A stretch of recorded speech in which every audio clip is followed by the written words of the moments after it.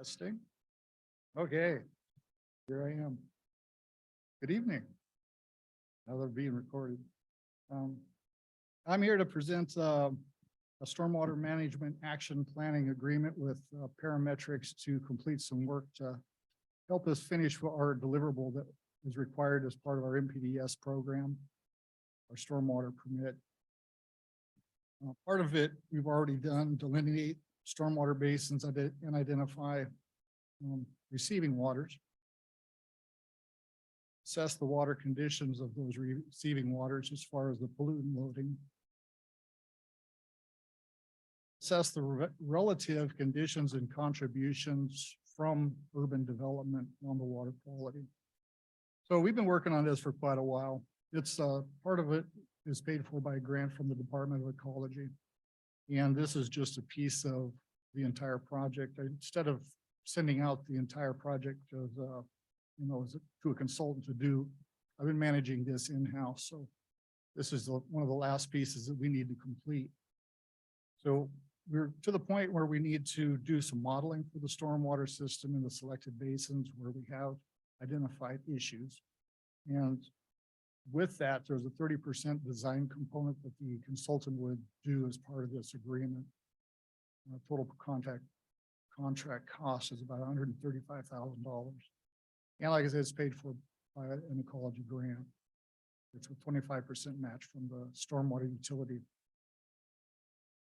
Here to ask for you to approve this contract. All right, thank you. Council, questions, comments? Eric?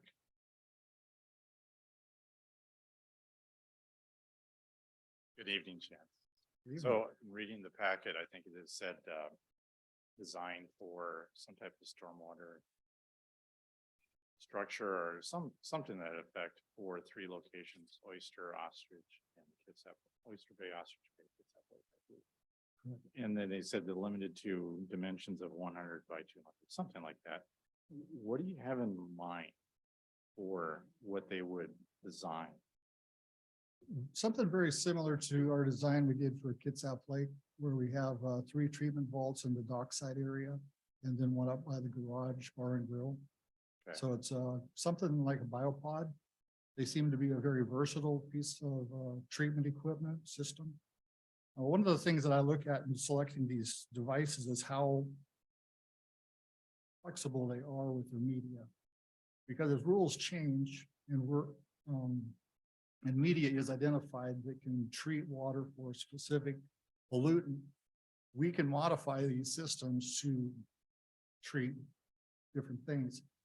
6 ppd QAnon is a big deal right now. That's a tire rubber that kills salmon.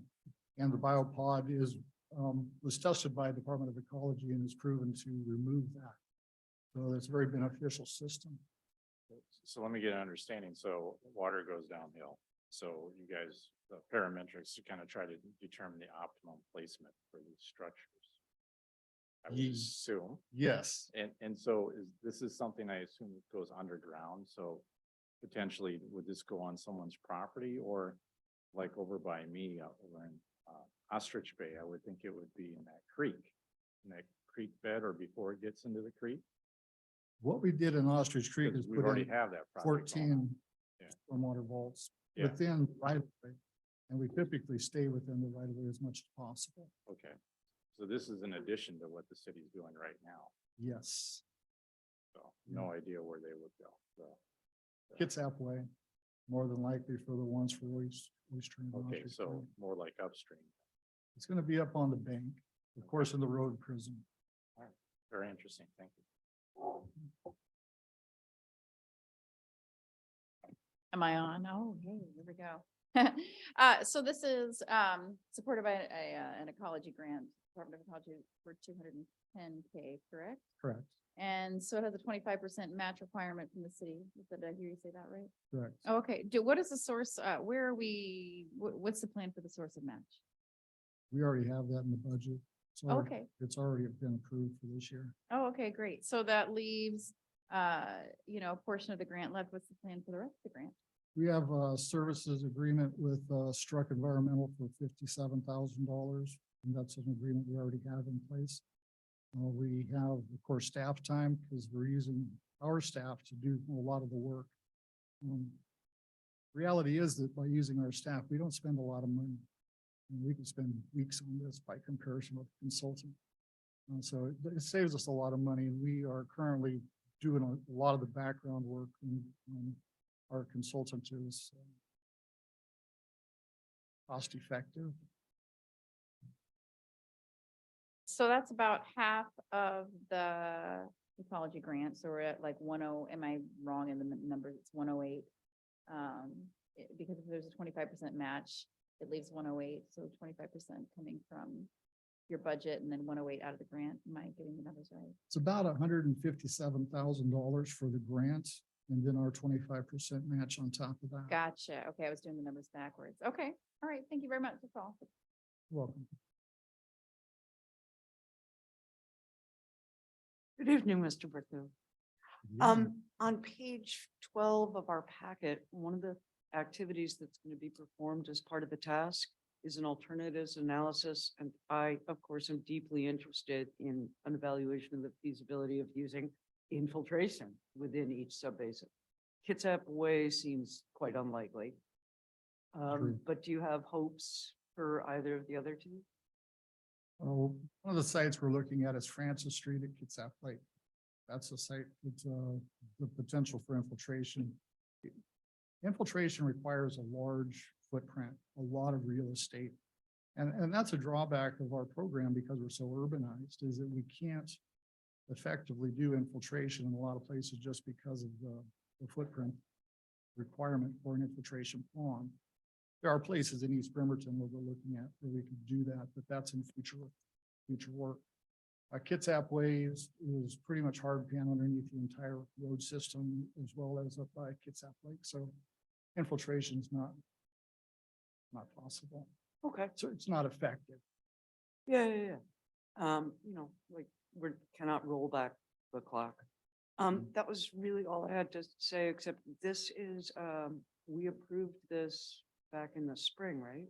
The initial grant and the matching. Yeah. Okay. Thank you very much. All right. I don't see any other questions or comments. How would you guys like to treat this? Consent it is. Thank you. Very much. All right, up next, we have Lieutenant Aaron Elton here to present the interlocal agreement for Special Weapons and Tactics SWAT team. You want me here? Yes, Can I bring up my? Yes. Sergeant Curtis Long? yep, come on up. Have to come up. Being called to the table. You guys don't have chairs for us? These things don't fit me. Let me put on my glasses. All the things. Yeah. So, I'll admit, I talked to Kylie before I came down here. I've never presented an ILA, for anything, so, I thought I would introduce myself to you. Appreciate you guys putting this in here. I'm gonna ask you to speak into the microphone. Oh, sorry, to talk about this ILA. Again, my name's Aaron Elton. I'm from Patrol in Bremerton PD, and this is Sergeant Curtis Long from the Sheriff's Office. He's on the SWAT team. He's the team commander right now. So if you had any questions specific to that, he would be the guy. This is the SWAT ILA. It's been reviewed by Bremerton PD. It's been reviewed by City Legal. It's gone through WCIA, our insurance authority. And about our SWAT team, it's multi-agency SWAT team. There are other agencies within the county who have members on it. It's commanded by the sheriff's office, so they would be, they're in charge of the team. And we do have a history there. We were probably a couple decades on the team. I think at one point, from my memory, we had up to 4 members on the team. In about 2018, don't hold me to the date, but around that time, we had no members on the team. And that's due in part to staffing constraints and some training issues. But in that period of time that we've been gone from the team, they've had several changes, personnel, made several improvements. They had an audit or an overview of their team done by the Washington State Tactical Officers Association, which was fantastic. They had some recommendations and implemented them. And it's now time for us to start thinking about getting some guys back on there, getting engaged with our local law enforcement partners, putting some skin in the game, so to speak, because what we get back is expanded resources, special training, special equipment that we hope we never need. But as we all here at this table know, and we have a TV and we have eyeballs, we can see that there's a need sometimes. And that would be very helpful for Bremerton PD. It actually helps the entire county because our guys go to this multi-agency team that serves the entire county. And I suppose they could even go beyond outside of Kitsap County as well. So it makes the community safer, and it'd be good for us to be engaged. You guys have any other questions or want to talk about anything else? I'm happy to do that. Great, thank you. Council? Jennifer? Yes, thank you. Lieutenant Elton? Did I Yeah. get that? No, okay. Aaron's good too. We're gonna go with lieutenant here, just, keep it official for you, Okay. because you're in your uniform. But if I see you out there, out and about, I'll. Okay, so with this one through public safety, we get in the head nod. My understanding is that, and it's WSTOA, Washington State Tactical Officers Association, is the gold standard in our state. And my understanding is that there's really no dollar amount attached to this, correct? No, I'm glad you brought that up. Yeah, it's a no cost commitment. You're supplying the officers. It's their time. There would be some purchases of special equipment, uniform type stuff, but nothing major. And when I asked during public safety, it sounds like you saved, Chief Wolf said he saved money in this year's budget to handle the new equipment purchases. So, and then this is other collaborators in this we have the Paulsbo Police Department, Bainbridge Island Police Department, Department of Fish and Wildlife, Kitsap County, obviously. So this is just basically joining forces, correct? That's correct. And in fact, I think it goes beyond that. So there are crisis negotiators that go with the team. It's not just a tactical team and armor. There's crisis negotiators, and I think there's several throughout the county. In fact, I used to be. So there's other partners in there as well. Thank you. I have no more questions. All right, Denise. Hi, Lieutenant. Hi. Good to see you. I love interagency agreements. And I get a sense that this is not just going to be an agreement that is filed away. And I mean, this is a real active partnership, isn't it? Do the police officers that participate or do they go through some extra training? You talked about equipment, and is there interest in the police department? So yeah, those are great questions, and I'm glad you brought them up. So we do have 3 candidates identified. They've already gone through I would call it rigorous as far as physical testing, range testing. They're testing above any standards we have at the line level of Bremerton Police Department. Great candidates. And there is a lot of continuous ongoing training. There's monthly training. If you want to speak a little bit more about that, I think there's 20 hours of training per month that our officers would be committed to. But you're talking about such significant types of incidents they go to that this is that's what's necessary. So yeah, there is a commitment. Well, I'm glad to see us reengage in that commitment. Yeah, appreciate it. All right, anyone else? As we participate in this, do we have sort of a vote in how the team is sort of managed or the program is managed? Do we become out of the, or do we just receiving, putting in bodies, I guess, and receiving assistance when needed? Yeah, I think that's probably a question you should answer. We're going to supply members, but we're not the governing board on it. Right. Yeah. The program is truly interagency, but administered by the sheriff's office. And that's done for the purposes of having a central organization that maintains the view of what the team is from an operational standpoint. But as for long-term goals, the makeup of the team, the individual officers, that is from an input from all participating agencies. So We've been taking, ideas from the other agencies, things, problems that they see in their localities, municipalities. Questions are constantly asked about if there's, some assets that we have that we might be able to provide to assist in dealing with problems. And so that aspect of it is truly regional, with, from all of Kitsap County. And sometimes we have gone and assisted, our neighboring counties as well. And those are always great, chances to forge those alliances. And when we are in need, they are ready to come help us. So we have just truly found it helps not just when SWAT is involved, and those are typically the bad days, but there's other things that don't involve SWAT, but involve our communities that forging those alliances just, they do wonders at providing help and assistance for each other. Great, thank you.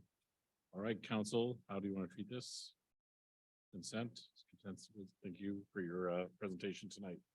Glad I walked in at the right time. You did, yeah. Okay, up next is Katie Ketterer, Public Works Manager, here to present the Community Project Funding Grant Agreement with the U.S. Housing and Urban Development, or HUD, for the Quincy Square project. Ms. Ketterer.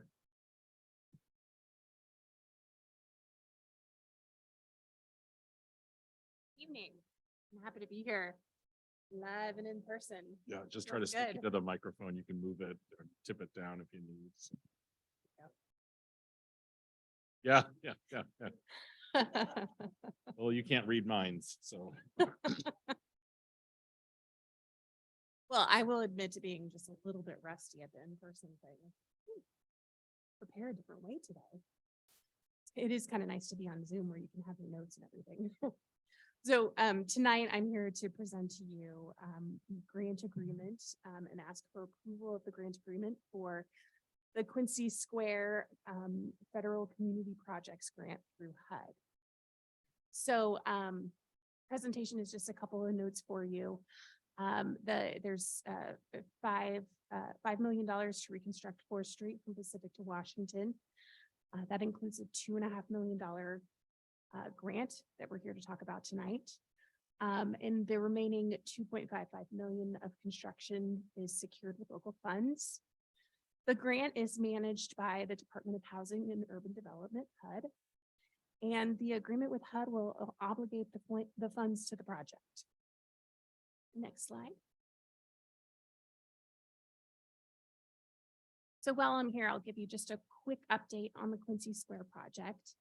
The project team is pursuing the federal environmental permitting called NEPA. NEPA is required before construction may commence, and a timeline for that process is currently evolving. The design is nearing completion, and the project will be ready to go to bid in early 2023, and construction is slated for 2023. The Arts Commission is leading 2 ad hoc committees to recommend artists for a mural and for a sculpture. And I just want to mention a few of the economic opportunities that come along with this grant. It includes the construction contract itself, the artwork design and fabrication for those 2 pieces that I mentioned, construction management, and some operations planning. So we'll have quite a few procurements that go along with this project in the next months to year. So happy to answer any questions. All right, thank you. Council. Yeah. Well, thanks so much, Katie, for presenting all that. I remember last time there was a possible delay due to some of the permitting required. Was that just the NEPA, or was there anything else through HUD? It's just the NEPA, Okay. yes. No- And so I yeah. should have some more information on that, but soon, but it is evolving, so might be back in a month or 2 to give you guys an update on that. Okay, so nothing in here that impacts that or updates from what we knew before. Right. Okay, perfect. Nope, that's all I got. It looks, let's accept the grant, get the money, and get to work. So, thank you. Exciting.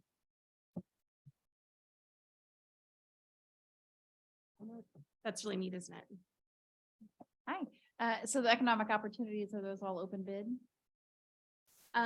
So different there's the processes? construction contract, which would be a bid, and we're required to take the low bid for that.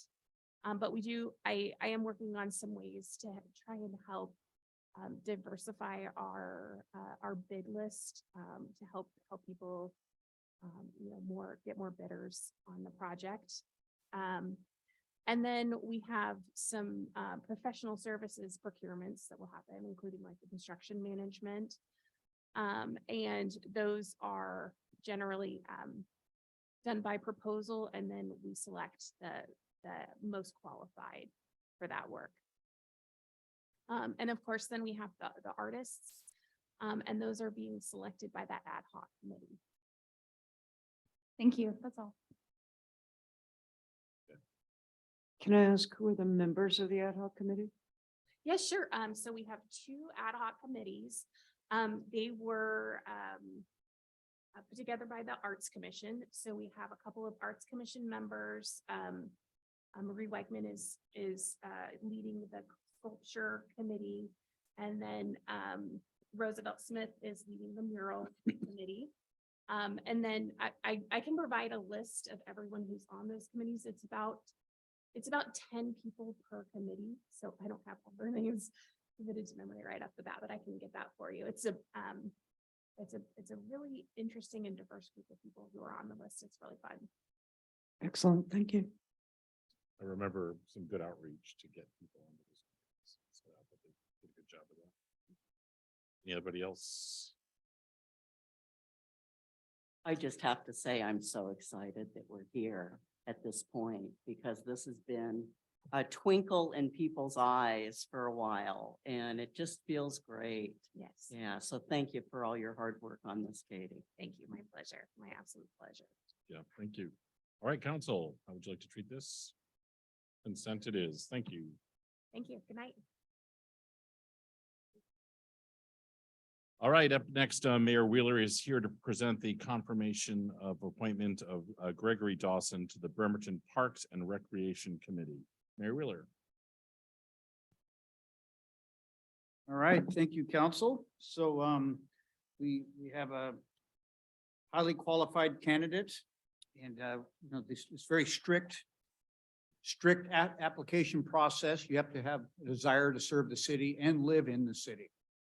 So and of course, the resume is just gravy on top. A very qualified individual, lives in Councilor Denise Fry's district, and so it helps with what we try to do, which is bring some geographic evenness to the process, so all parts of the city are represented. So I'm happy to bring Mr. Dawson forward for your approval. Okay, council, any questions? Go ahead. I just want to elaborate a little bit on that process and how well it worked. I had met Mr. Dawson at a community meeting, and he had a shared passion for getting a more of a formal park in our neighborhood. And then I got the applications from the mayor's office for, I think, the other two candidates, and I called Greg real quick and I said, hey, any interest? And so the timing was great. He's got great background, very involved in our neighborhood, and also happens to be a member of the West Sound Bicycling community. So yeah, a good advocate for that multimodal trail that we want for East Bremerton. Thank you, Mayor. All right, good. Just echoing what you said, I thought that he had a very impressive resume and was really familiar with natural systems and natural processes as well as formal parks. So he's a great candidate. All right, any other questions? All right, we'll have that on consent. Thanks, Mayor.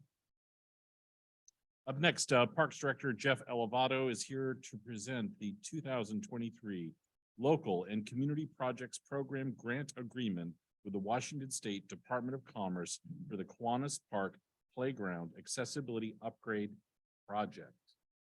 Director Elevato. Thank you. Good evening, council. This is really an exciting thing for us to bring forward. We hadn't really planned on doing a Kiwanis Park upgrade, but the Bremerton Kiwanis Club came to us with an idea to improve the accessibility of the Kiwanis playground. And they had money behind them. So we said, great, come on down. And so we met with them and talked about what their desire was to add accessibility to that playground. The playground was built approximately 10 years ago, 12 years ago, in that range. And it's a wooden structure, and we've had some failure with it. It isn't as accessible as the new programs that we put together. So we wanted to make sure that we could upgrade that. Knowing how much playgrounds now cost us and how much it costs to put in the unitary surfacing that really makes it beyond accessible, we were able to work with our state government folks, and we were able to get a Department of Commerce grant, and that was for $160,000, and that's what we're bringing the agreement to you this evening for. So we have $160 and $50 from that grant, and $130 from the Kiwanis Club, which brings us close to $300,000. We're still working on the design. I included in your packet some of the conceptual designs. And the exciting thing about these concepts is they literally triple the accessible features in that playground. And when we talk about accessibility in playgrounds, it's not so much about how you get people transitioned. It's if you get a way for them to come to the playground and get to the pieces, they'll find a way to get on them. And so a lot of transfer stations, a lot of ground level activities. And then the big key is the unitary surface that is very usable with crutches, walkers, wheelchairs. If you've been to the Evergreen Park Beyond Accessible Playground, you know how great that surface is. So we're really excited about this project. We'll be coming back to council with a purchase agreement to get the equipment on its way. We want to get that started right away. There's a whole bit of lead time with steel and stuff like that and transportation. So happy to answer any questions. All right, thank you. Council. Jeff. Cool, thanks, Jeff. This looks fantastic. And I'm in Evergreen almost every day using that playground, so thank you. Hard to keep track of all the projects going on. Was Kiwanis the same one that had the CDBG funding also for accessible playground, or am I thinking of a different park? I'm thinking of a different one. Okay. Yeah, yeah. So, well, Kiwanis initially had CDBG funding when the initial renovation happened some 10, 12 years ago. But no, this was just a complete out of the blue Kiwanis support. And then we took that and said, well, yeah, we need a little more, and we got that DOC grant, and that's what we're bringing to you. But the beauty of the Department of Commerce community grants is there's no match required. Perfect. Just pure curiosity, do you remember which park that was? That was the one with CDBG funds last year. We had a discussion over whether to do a little bit of wood chips to do the full accessible playground. Well, Haddon is the one that got, Haddon, yeah. okay. And we haven't you. Okay. gotten that one built yet, but Right, we're that was still in in the the works. progress of designing that. We hope to go to bid to that, hopefully first part of next year. But yeah, Haddon has got 132 from CDBG to do the unitary okay. surfacing. So I'm sorry, wasn't catching where you were going. No, sorry, I was trying to make sure. Well, it's great. It's fantastic that we'll have now 3 fully accessible, at least 3, if not more, yeah. So fantastic. All right, it's great. Thank you. Anna? Thank you. Good evening, Director Elevado. Hello. Hi. So, congratulations on this. And of course, my first question is this going to delay the renovation of Lulu Haddon Park? No, this is a separate project. We expect to do this. Okay. We can juggle balls in the air. So that's what we're doing with it. Okay, and then if it's not too tedious, I was just wondering, you were explaining at one point that for accessibility, no grade can be greater than 5%. Without a ramp. You can use a ramp. Yeah, I'm sorry, I interrupted you. Go ahead and finish your question. Nope, after you. Yeah, that's our goal. All sidewalk access areas less than 5% grade, and also less than a 2% side slope. So they can't be tipped and they can't be up or down. Okay, so part of the money for Haddon, and I know this isn't on point, but I'm almost on, will be to increase accessibility and the unitary surface there. Well, the surfaces we typically put in parks are the wood chips. And wood chips are considered accessible, but we consider this to be beyond accessible. But we couldn't have a slope greater than 5% regardless. In this situation, it's more about the wheels and how people with walkers and canes and so forth can move. So we really try to keep them relatively flat just because that's the easiest way to put the equipment in. But also for drainage, we have a little bit of slope and a little drainage underneath, but they're usually playgrounds are usually pretty flat. And that's why we have to kind of put them where they are, because we put them in flat areas. Okay, thank you very much. You're welcome. Quinn. Thank you. Thank you, Director Elevato. I just wanted to give props to the mayor and the mayor's wife. This was, the $130,000 check was one of the first kind of political ribbon cuttings I was invited to, and it was very clear that, you know, Sunny and your involvement in Kiwanis, you know, the monthly cleanups, the relationships that you built with Kiwanis create that source of funding and donation from those folks. So thank you so much for that. I live, you know, a half a block from this park, use it all the time. I also taught special education in New Orleans, and it was really disheartening to watch students with mobility issues during recess time, unable to, you know, engage. And so I really commend you all for thinking about this as you design. I guess my only, and this probably goes beyond my scope as a council member, but when I see that swing set, I do think about swing sets that I've seen recently that have wheelchair capabilities. If there's, I have no idea how much they cost or anything like that. I know I talked to one staff member of yours. She was amazing. I think she's the one that designed Lions Park. And we talked a little bit about that, but if there could be a accessible swing somewhere, that'd be great. Thanks so much. All right. Anyone else? So I was curious is, building off of Anna's question, do we usually install this ourselves or do we bring in people to install? We do have it installed.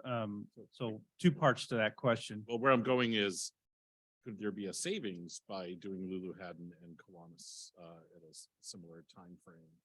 Generally with mobilization and stuff, it's just material cost. We do have to pay for the subgrade to be established because we want to make sure it's nice and flat and it drains properly. There's a specific depth that needs to be for this type of surfacing. This surfacing does not use any infill material. It's just grass. It's just the special type of carpet. So it's not like a typical athletic field where you have the crumb rubber or other products that are infill. So it's really important that it has good drainage and really important that it's nice and flat. The other thing we have installed is the poles. These playgrounds have sometimes upwards of 50 or 60 poles. And if you've ever played with Legos or erector sets or Tinker Tots, Tinker Toys, I'm kind of dating myself. You had Tinker Toys? Good. Lincoln Logs, you know, well, when you put 50 poles in the ground, if they're not perfect and perfectly lined up, the pieces don't fit together. And it's really, they come in pieces and we struggle getting them together. So we hire a professional company to come in and do the subgrade, put in the carpet, and then set all the poles. And then we have the luxury of being able to do a community build like we did at the Manette Park, where we had over 75 people come and help us put the playground together. It was really a great experience. And that's our goal for both Kiwanis and Haddon. All right, thanks. All right, is this good for consent? Thank you. All right, well, myself and Councilmember Coughlin are going to recuse ourselves for the next. I'm going to turn the meeting over to Vice President Chamberlain. I'm gonna go play.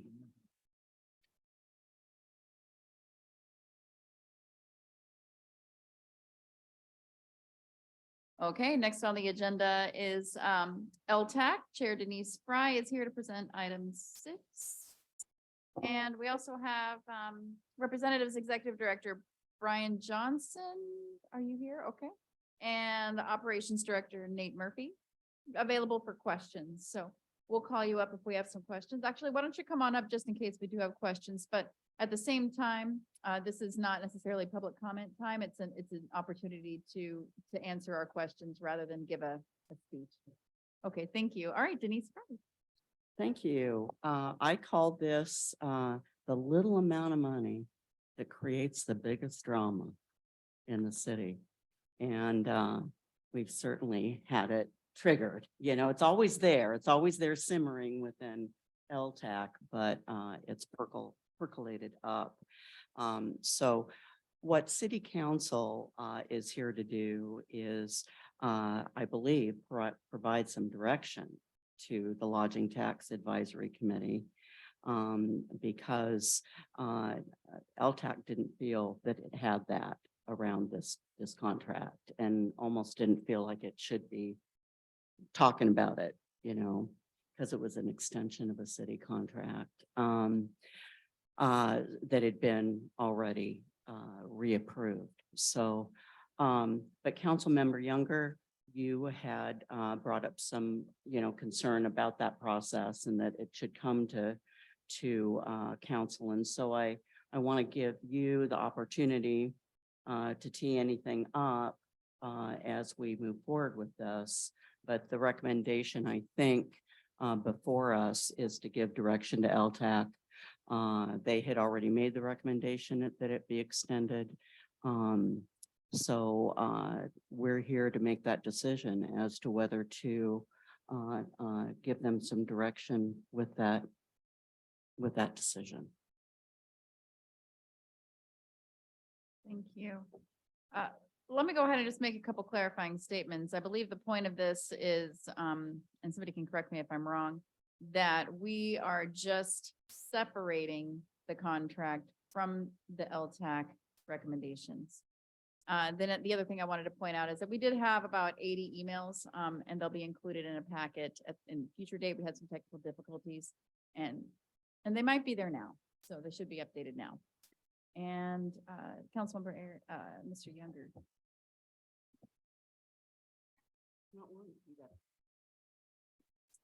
Thank you. So hopefully you've all, there's about 60 or 70 pages. I don't know how many in your packet. Hopefully you've had a chance to look through those and particularly read our auditor report to get you caught up to speed. So I won't go over all that, assuming you guys all read that. Where I'm confused, and I'll have to admit, I was just looking in the archives for this agreement for the past, the previous 5 years, looking into 2017 to 2012. I don't recall, usually, first of all, we do these, according to this history, we have these LTAC committee briefings in July. This year we've had it in just late October is when we had it. I don't know why the timing of that, other than COVID or. I wasn't on council. Okay, all right, that's fine. You guys correct me if I'm wrong. Johnson, you were here back then. Leslie Dobbs too. And we had these discussions in July historically.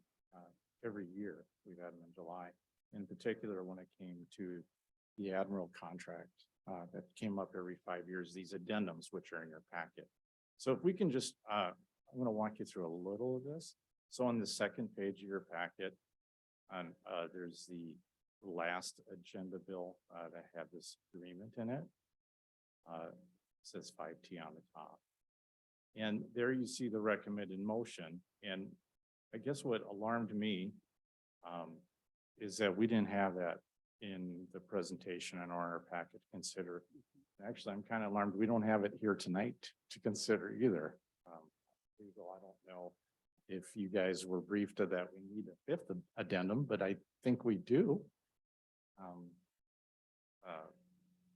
To me, I don't recall necessarily. I mean, it's many years ago. I don't remember seeing this, but it says there was a presenter and then it went on consent agenda and we must have approved it in the subsequent council meeting. And then it goes on to budget and, it all happens. So we must have had the discussion on it. Mike, do you remember? Because I think you told me the other day, I actually voted for it. It was 5-2 or something like that. And that is correct. The recommendation came, the LTAC recommendation, the last cycle prior to that, it was a little bit different. The history looks different when it first was executed in 2013, but the renewal went to LTAC and it was brought to the council, and then subsequently, because of the contract total, had to come back to council after budget was approved, once the contract was executed. So that contract by itself actually was approved independently as well. Okay, so going back historically, so I guess it's for 40 years, Admiral's had an agreement with the city and we're receiving 90,000 a year. Okay. And subsequent to that, remember in the audit report, there was the lodging tax, it was 2%. The council had an opportunity to raise it to 4% specifically for the Admiral. To provide Admiral additional funding was the intent. However, in that same audit report, Jenny quotes the mayor as saying, you recall reading it, this was just get their feet on the ground. And now we're 22 years later with the additional, it's in the report. We're still here with the 150,000. I'm not saying, I think there's a letter out there saying that we're here to pull their funding. That's not my intent whatsoever. What was that? Right, no, but there's a campaign. I received the thing that the Admiral sent out or was written. So whatever, it's all good. Neither here nor there. My point is that my understanding when we had this discussion a week ago, that the lodging tax committee felt handcuffed and did not receive direction from the council whether we're going to honor this or not. So they honored it anyways with the assumption that they had no choice. So it's one of those deals where the horse is before the cart is before the horse. And so we should have said yes or no. And if the answer was no, then the application should have been processed like anyone else's application on the merit and done the ranking and all that. Whatever the council's decision is, as far as remanding it back to the LTAC, I want nothing to do with saying how much money the Admiral should get, whether it's $60,000, it's $0 or somewhere in between. If we don't approve the 5th addendum, I want to rely on the process. I don't want anything to do with it. Use the same criteria you use for all the other applicants. But we have two issues before us. One is, do we want to approve this for the 5th addendum? And if you look at the actual contract, it has provisions in there, and that's on the 4th page of your packet, or actually the 3rd page, and a bunch of conditions, financial contribution, and then the assumption that the city will do this, provided that the Admiral does the following items, including providing reports, and every 2 years an auditor report. And the city should be reviewing these reports. I'd looked in the historical record. At one time, I saw something in there, I think it's in the packet, where a previous finance director provided a response to council, actually looking at it. It was Laura Lyons saying, okay, they've met the conditions of the contract. I recommend approving this. So this year we go into this with nothing, absolutely nothing. And if I hadn't brought it up, and maybe I shouldn't have brought it up, but that's not the nature of me. Unfortunately, I put my foot in my mouth and say, hey, you guys, this isn't the normal process. And then we pulled it back. So what do we want to do? We got two things. One is it needs to be remanded to the lodging tax committee. And your options, in my opinion, are remand it back to them and have them come up with a dollar amount between $0 and $60,000, because that's what's remaining out of the allocation, and give us a number. Or your other option is for the council to put it on an agenda and approve the contract to the addendum to extend it another 5 years. So if you extend it another 5 years, you're just gonna be doing a technicality to the lodging tax committee, because you're gonna be saying the council wants it at 60,000. Okay, and you guys meet, because we have to meet now. And then it comes back to the council and we approve. So that's what's on. So do we want to extend it or not? Is one of those deals, and I'm gonna cede back to our chair here. Thank you, Councilmember Younger. We have Ms. Fennell here. I am curious about the resolution process, and I think you're probably up here to answer about protocol or resolution. Do you have a response to that by chance?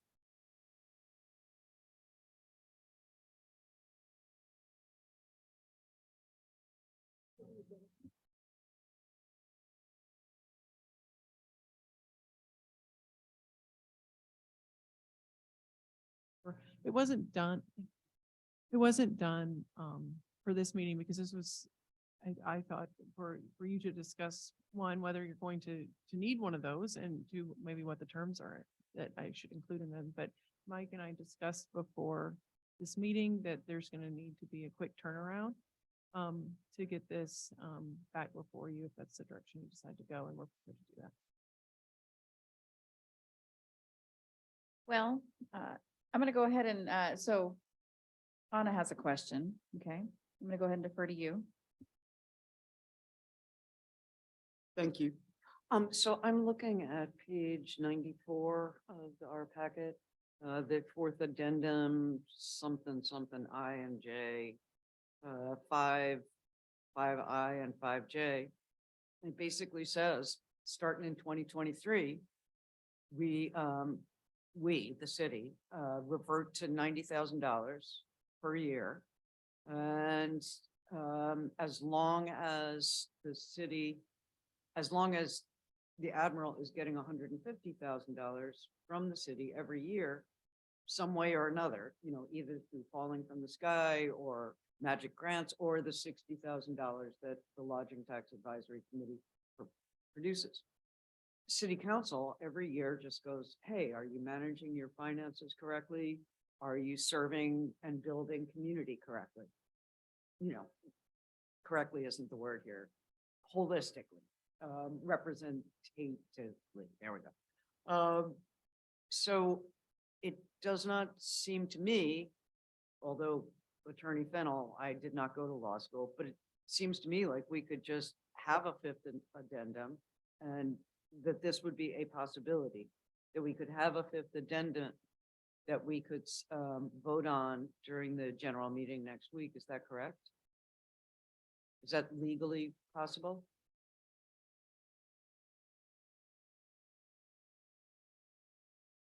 We're. The council can execute a fifth addendum. Okay, so that's a possibility that is before us. And it gives me great pause, and I'm stuttering a little, that there would be any thought in anyone's mind that the city would stop supporting the Admiral in the way that it has promised to do.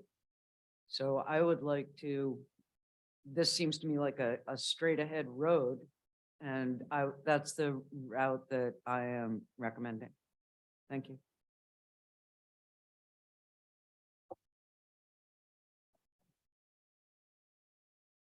The city owns the building.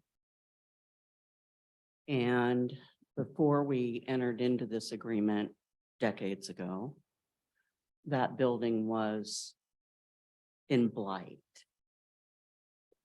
And I kind of look at this, now I'm biased. I'm a strong patron of the Admiral Theater. It's one of the reasons I love Bremerton. But to me, it almost seems like a good deal that we're getting away with, that we're spending only $150,000 in a building that we own and that you maintain. Is that correct? You maintain this building. And the improvement have raised millions of dollars for the improvement of this building. Oh, that we own.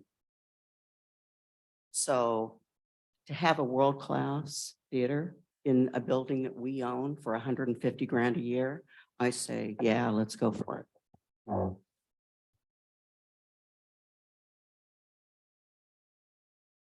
Councilmember Deming. Thank you, Vice President. Yeah, the biggest thing that I'm looking at here is the return to taxpayers in the city of Bremerton. And I think that this is an amazing way to leverage taxpayer money to then reinvest in small businesses around downtown Bremerton. And then that also allows, beds to, or heads to get into beds.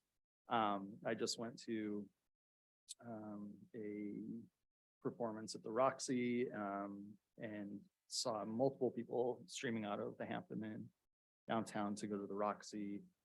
But there was also something going on at the Admiral that entire night, and all the bars, all the restaurants were full. People were looking at art in the galleries. There were people purchasing things from the new pet store. And I don't think that the downtown would look the same way if we do not invest in what is going to bring people to our downtown and into our city. So I am leaning more towards it being actually like a council motion and us just saying, yes, we'll extend for 5 years. But I'm open to other arguments. Clarifying 5 years with the continuing the annual review. Is that a question to me? I mean, It's a question to- general question. So probably to Attorney Fennell, but that's my understanding.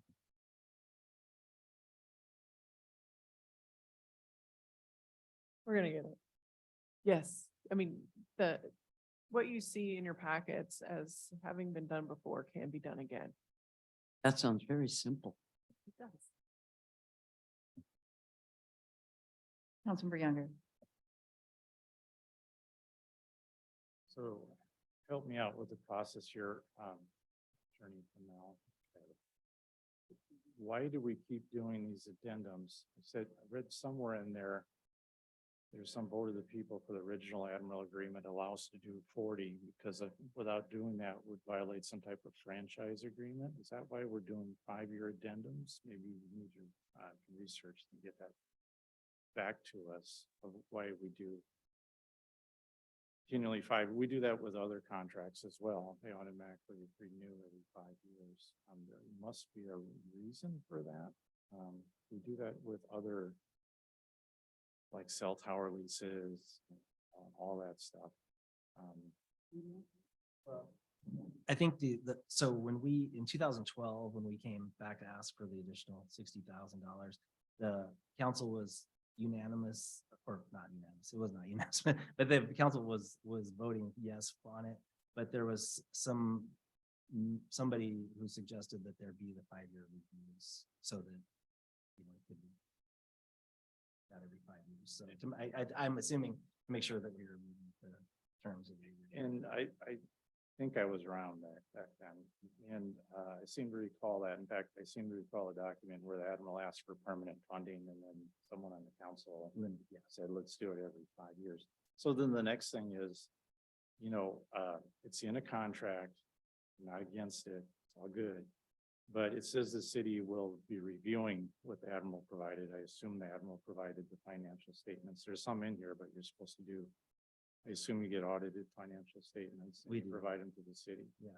So I think and I will say that I think it's due by the end of January or something like that in there. And we don't oftentimes get them until much later than that. So as soon as, yeah. So I guess what I'm asking is, I'm asking the council, I'm fine.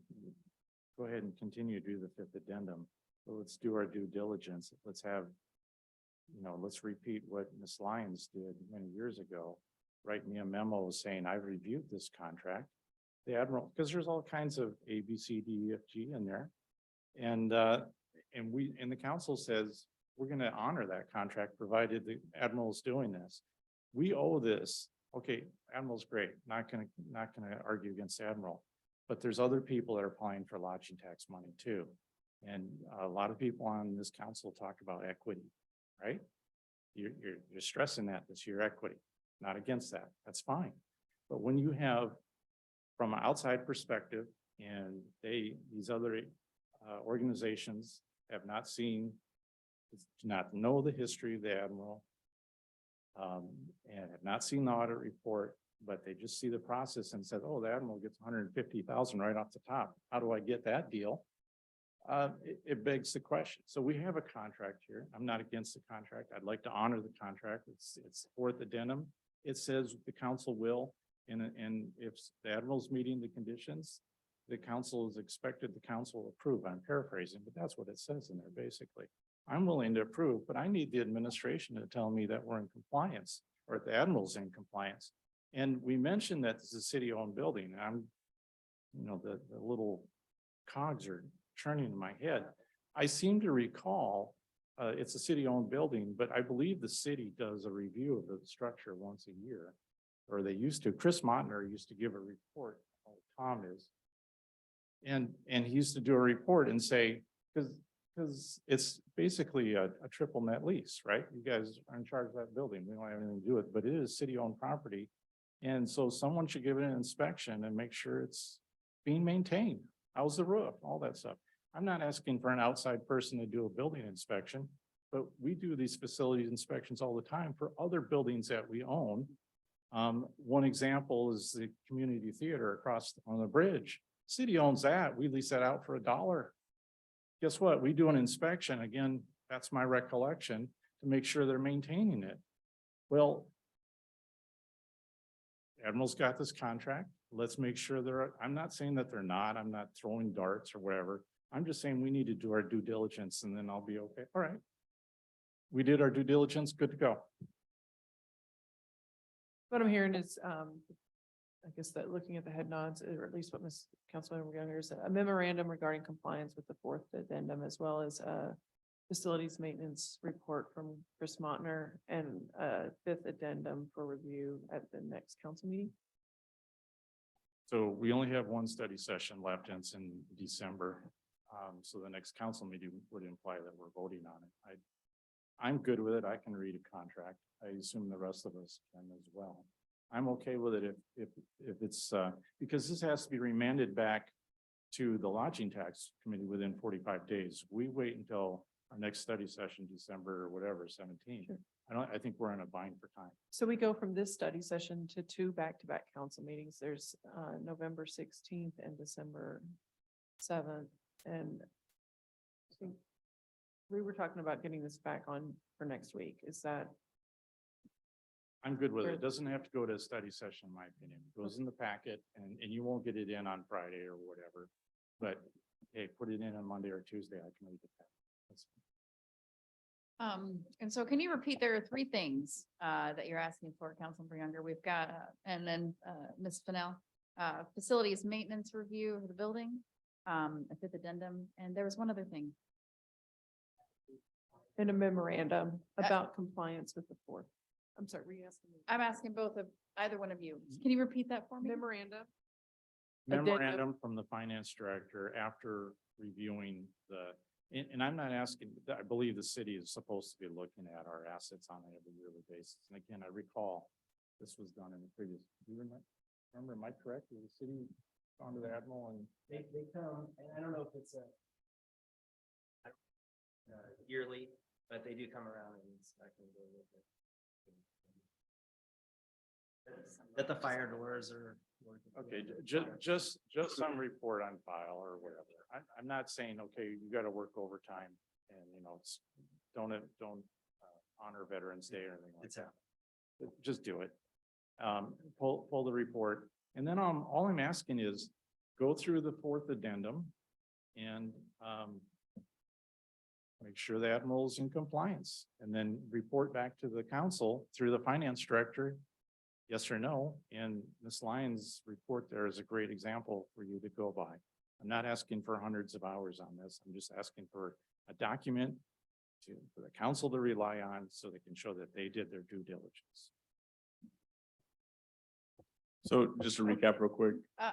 Oh, Did you, okay, so we had a couple people who wanted to speak. Go right ahead, Director Riley. thank you.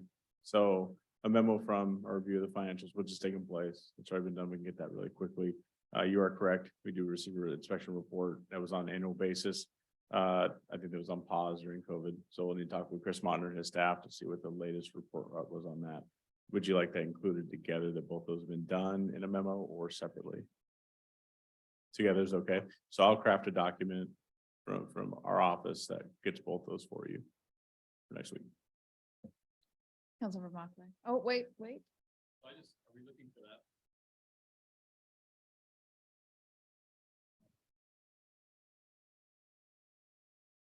Have been a couple of years ago.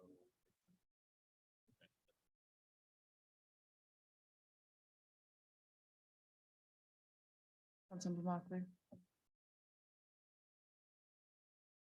Anna. Thank you.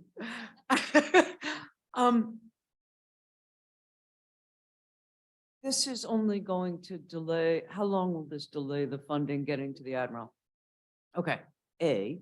B, I think, you remarked about looking at the building community through an equity lens. And I actually had been thinking about that all day because that is part of council's obligation to this.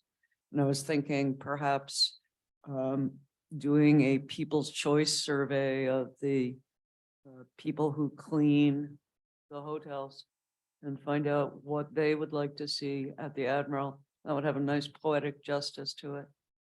Or otherwise make sure to embrace the full range of the kind of people who live in Bremerton.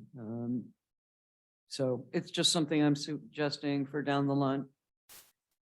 That was about it. I'm really, so this Attorney Fennel, that's how you pronounce it, right? Okay, good. Just checking that, that everything can move smoothly from here on in and we can take a vote next week. Right, it sounds like Mr. Riley has the documents that you have requested, and the fifth addendum is going to look very, very similar to the fourth addendum that's right in front of you, except it's going to have some different numbers in it. And so that's not going to take me too long to draft. Vice President Chamberlain, would be inappropriate to say yippee at this point? I think you just did, and it is public record. Thank you. Thank you. So let me go ahead and clarify. I just want to kind of get a consensus. We have talked about this at Litem, so I do want to kind of go around and get a little bit of a consensus. It sounds like we are in agreement that we just would like to see it on the next council meeting, but with the proper protocol, as Councilmember Younger pointed out, attached the review by finance and review by legal. I'm seeing some head nods. Is everybody comfortable with that? Councilmember Younger. Yeah, so I just want to clarify. I always look at prior councils and what they agreed to. And I try to strive to honor the commitment. I want to honor the contract with the Admiral in that it says if they meet these conditions, then it gets renewed. That's the way I read this contract. If I had my druthers, I would have the Admiral compete like any other one on a yearly basis, because I believe that's the American way and that's the way things should be done. That's the way, but again, the way this contract is written, it says it's expected that the city will honor this if they meet these conditions. So I doubt I'll be here. When does these addendums keep going on forever? I thought they go on forever, or was there an end date? When the 90,000 goes up in 40 years, and then the addendums would go up. So that's for a council in 2040 or 2030 to review. Can I ask Mr. Johnson if he agrees with me on that? I think that was the deal, because the original agreement was 1990. The addendum, so yeah, the original agreement expires in 2040. But the addendums have come up when there's been changes to the contract. So I would assume that if there was an extension of this, it would be renewed in 2027. Right, I understood. For the additional. But I guess then, since every addendum would be tailored, maybe Kylie, if you could just read through the audit report, read through these addendums and see what the intent of the previous council was with the Admiral and honor that intent. That would be my ask. So in other words, was the intent to continually renew these every 5 years, or was it when the original 90,000, which basically was for building maintenance, and the additional 60, which is for marketing, do they expire at the same time? And then we start afresh. Otherwise, you're gonna have an addendum keep on going, and you're gonna have the main contract expire. Again, we're not gonna be here, so. But to put in the time capsule so they know what's supposed to be done. Because again, I really believe the process should be open. It really should. That you should be able to prove your application every year with the competition, and that's just the right way of doing it. Thank you. So let's see, Ms. Fry? Councilmember Fry?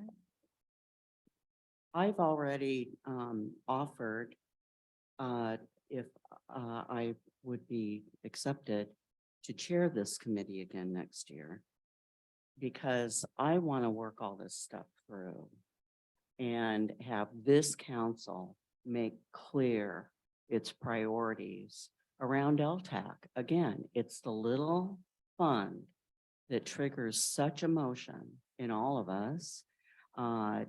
Even though Councilmember Younger gets passionate, he really does. It's just about contracts and finance and stuff like that. It's passion, not emotion. But I just think Kylie and I, Attorney Finnell and I have talked about the oversight of this and the contract management portion of this. And it is really important. You notice there's no real staff person that's staffing some office of economic development that can make these presentations. You know, LTAC is it as far as that engine is concerned. So, we're ironing out some processes. I think that Councilmember Younger just brought up one of the aspects of this that we need to resolve so that it's fair to everybody, it's clear to the community, it's easily understandable and discussed, it's accepted. So I really look forward to that process.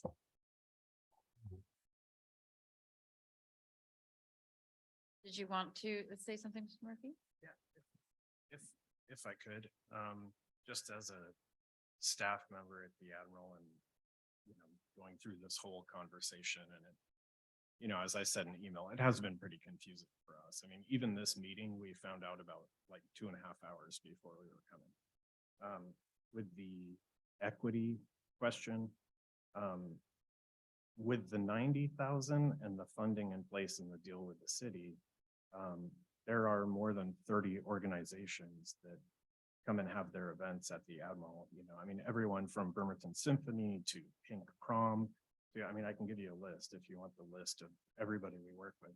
And without that funding in place, especially coming out of COVID, right? Like labor for everybody, not just the theater, but labor costs for everybody have exploded. And without that funding in place, I don't know how many of these groups we would have to turn down because we wouldn't be able to even afford to staff the events and have the lights on. Thank you. Yeah, and just having brought and participated in events there, thank you very much, Mr. Murphy. There is an equity lens. We can see that.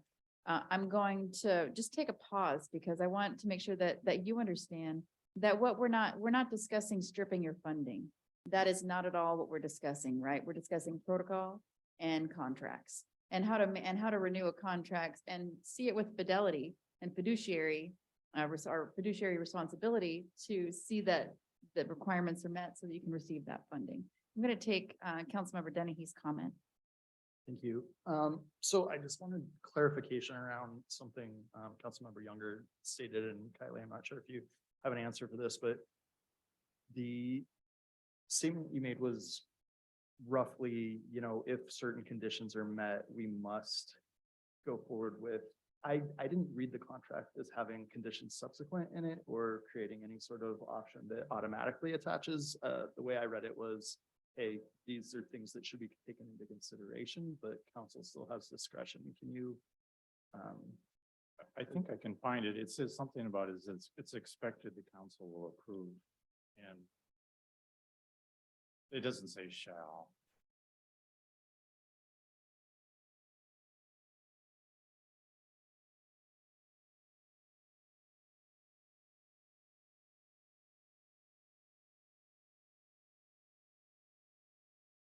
Says the obligation on page 2 of the addendum on the bottom says the obligation to pay the financial condition is conditioned, contribution is conditioned upon the following, and I listen, properly maintaining, that's why I wasn't inventing, maintaining the facility, continuing to market and provide the city its annual budget, make all financial information that the city deems appropriate, provide a review issued by CPA, provide an external audit report every 2 years. We have to have sufficient funding. And then it says the city council under H, following receipt of the audit review, as set forth in the sections above, renews its commitment to the above referenced financial contribution amount or such other amount as it deems within the best interest of the city. And it says, so you're right, we could change. The commitment shall be included in part of the city's budget process during the year following the end of the fiscal year being reviewed. But then it says, and it is anticipated that the financial contribution commitment will be renewed each year, so long as the foundation has used the funds in a manner that the council deems as promoting the best interest in the city and its citizens and the purpose of the hotel motel tax enabling. I guess that's what I was relying on. If you see a crack in there, that's fine. But to me, the way I read it is basically it was like, yeah, again, as Mr. Johnson says, and as I recall, the intent of the council, and I was there for the last renewal, was we're gonna renew the terms as is, unless the admiral was in violation of any of these clauses. That's the way we read it. And I really don't believe that the council at any time thought, oh, we're gonna adjust the number downward or whatever. It was just a safeguard with that 5-year in. I'm gonna go to Kylie, because the way I'm reading it is a little bit broader and less restrictive than that, but I want to. So the way that I'm reading that is that the term financial contribution is referring to the annual contribution from the city, and it's conditioned on being paid annually based on meeting those conditions. The adjustment from 150 to 90 is separate and it isn't necessarily automatic. That's after those provisions and upon written authorization by the council. So what I see that laundry list is being the terms of this agreement, essentially. These are the things that are going to take place. And that's what the annual payment. So if there were a breach, for example, of one of these terms, and the city wanted to go through that process and say that we're not going to renew the annual contribution because of one of these issues, that would be where we would be going. Because I think the term annual contribution, where it's mentioned on page 2 at the bottom, is referring to either 150 or 90, as it were, depending on where we are in the agreement. Okay, so I find it ironic. I'm not representing the admiral, but it says under J, the foundation shall not apply or be eligible for additional lodging tax funds, provided the city's financial contribution is $150,000 annually. So by not honoring that commitment, you forego the admiral an opportunity to apply for more money during the lodging tax process. And in my opinion, never went to law school, testified a few times, but we're technically would be in breach of contract. I'm sorry, what page? Page 3, item J. Sorry, of the 94 on the packet. Great, sorry. Councilor Chamberlain, Vice President, while you're dotting i's and crossing t's on the contract, I just wanted to give you a quick, a little bit of insight into equity and how the Admiral Theater promotes it. So I don't want to interrupt the train of thought, but I was hoping you don't leave this conversation until you please give me a chance. So, but just point of order, I wasn't referring to equity as to its customers, people that attend the events. I was talking about equity amongst the other applicants for lodging tax funds. all the other organizations. I'm telling you, I've chaired it before and it's a cat fight. Okay, it's a cat fight. And we saw the letters this year. You all saw them, right? From, oh my goodness. No, the applicants complaining. Oh, You've seen that. That happens almost every year. Believe me, I could bring up other organizations that are fighting that particular year. And the fact that the Admiral situation gets brought up, it got brought up, I know it when I was the chair of the LTAC. Of why did they get this money? Why is this way? So that's what I was referring to, equity. Just the applicants, not the customers or the client. thank you. Ms. Fennel, did you have a reply? I to guess. the Legal Um, question. I did, I just don't read J that way. I read that as long as they're getting $150,000 annually, they shall not apply or be eligible for additional funds. Meaning if it dropped to 90, then they would be. As long as it's 150, they can't ask for more. If it drops to 90. No, I understand, but so the question is, are we bound to the 150? I'm saying by default, we are bound to the 150 because we prevented them from applying for more money. How? Well, I thought that they did. Because they put in their application this year, basically saying, please renew the 5-year contract at 150. If they were told, no, it's gonna go back to 90, they could have put a lodging tax application in just like anyone else and asked for $200,000. Certainly. So Councilmember Younger, are you suggesting that we modify this contract at this point in time? No, I was just answering Councilmember Dennehy's question. I think we're bound to this, to the 150. Executive Director Brian Johnson, you're up. So the not applying for additional funds was put in when the amount went from 90 to 150. And so we agreed because we were applying every year and receiving different amounts. And so we agreed at that point, if it's at 150, we will not apply for additional funds. And so before that, we were applying for specific projects usually, yeah. And so this is a competitive process. And so the 150 is your max that you can apply for. And so that's why you went for the 150, correct? I mean, you have needs too, but go right ahead. I don't know, it's the most that we can apply for, but it's, it's the amount that was, that's been in place. But I will like, and I understand it's a competitive process, but I would like to say that, this tax, this lodging tax, this extra 2% was originally intended for the Admiral Theater. And it obviously has gone up over time. And at some point it went from that 2% locked into 90,000 for many years. So I understand that there's other organizations applying for it, but it is a city-owned building, and this was the vehicle to help fund and support the theater. And so I think we do have a consensus. We can get into the weeds on some of the extra details, but Councilmember Younger, I'm reading the tea leaves and we have kind of a general consensus, as far as I know, to go ahead. Even you said it, to go ahead and Yeah, renew. go ahead. Okay, Good. I think we have a plan. Eric and I can argue off. Can we make it public record? I'll Will take they one come more. back Yes, in 5 years and ask for 200 more? not according to this contract. So I just kind of have some final, thoughts that I wanted to make on this. There's been a huge kind of media push. And I know that it's been confusing. You acknowledged it's been a little bit of miscommunication. And it isn't really required for you to be here, but thank you so much for being here to offer your insight and your history and your passion. And so I hope that you can see that we aren't trying to reduce your money, that this is about protocol on how a contract is approved.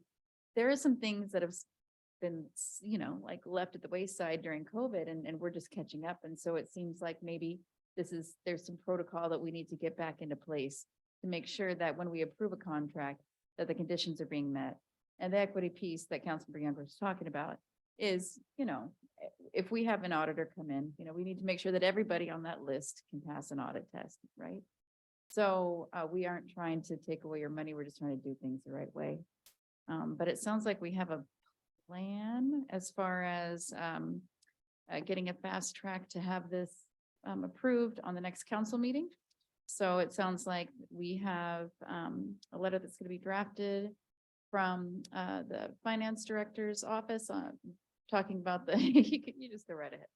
We are in study session. You eat your food. You're good. A letter stating that there's been like about the most recent building inspection and also that the financials are in good order. And also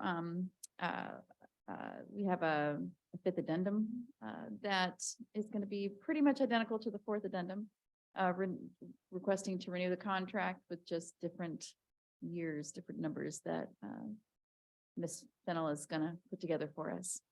And so do we want this to be on general business or? Okay, Yes, I'm sorry. It has to be, in my opinion, it has to be on general business. We could put it on consent, but we don't have the contract in front of us, so it should be open. It should be on general. And, Okay. and then the other caveat is if for some reason the city says, well, no, they're not in compliance, well then whatever. And then I want public comment too. So I'm sorry. okay. But I intend on honoring the contract, the intent, the way I read it, I intend to honor it. So. Okay, so our next city council meeting, just so you have clarity, it would be great if you could attend so you can give feedback. If we have questions, is November 16th, that's next week at 5:30 is when we start. I think we, yes. Ms. I'm Fennell. sorry. No, I know you're you're in good. your flow. Nah. Councilmember Younger made another request to read through the audit report and determine the original intent. And that's Okay. not on the list. We just went through and is that something that the rest of the council wants me to do before next week, or is that not? Counselors, how do you feel about? Councilmember Dennehy, how do you feel? Lawyer in the house, second lawyer in the house, but not our lawyer. I'm reading the conditions a little bit one way and not the other, so I'm less concerned about it. So. Yeah, okay, thanks. And no worries. So the audit report, again, didn't go to law school, and that's my disclosure or disclaimer. That's gonna be hearsay anyways. It's just an auditor's report. It's not correct, so you don't do it. Okay, so we don't need to ask legal to follow up to honor the intent of previous council. Okay. All right, so this will be on general business. I'm gonna go ahead and close this item and head to the back. Yeah, and yes. Thank you.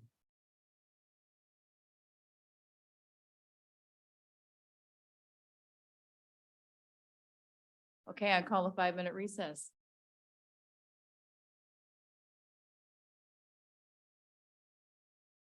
All right, call the meeting back in order. Up next is City Attorney Kylie Fennell will present items 6 and 7. Item 7, I'm sorry, 7 and 8. Item 7 is the interlocal agreement with the Kitsap County Prosecuting Attorney for prosecution services. Thank you. And this is an interlocal agreement for prosecution services between the city of Bremerton and the Kitsap County Prosecuting Attorney's Office. No council member. Fry mentioned that she liked the SWAT ILA and that cooperation, and that it sounded like a working agreement that we're not just gonna file away. We hope this is one that we just file away, because this is the agreement that we use if any of you, any of staff, anybody with whom we have a conflict is referred to us for prosecution. And so we've had an agreement like this with the city of Paulsbo. They recently went away from having an in-house prosecutor to contracting with the county. And so we need this agreement with the county so that we can continue to get those services from them. And so the agreement frankly is probably going to, we'll see if they utilize it. They are obviously a much larger organization than we are for coverage, and they also have other agreements with Pierce County. But it's certainly a good agreement with us, and it doesn't cost anything, and it's basically just both jurisdictions acknowledging that the other jurisdictions' attorneys might occasionally step in and fill that role. All right, any questions, comments? Public comment has given the head nod on this. Public safety, what did I say? Public Safety Committee. Let's give it the head nod. Have some more candy.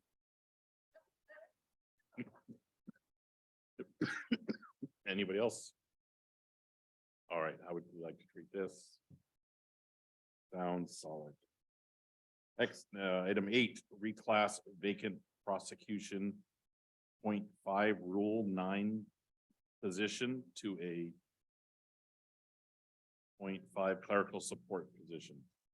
I guess, anyways, just I can explain what that means. thank you.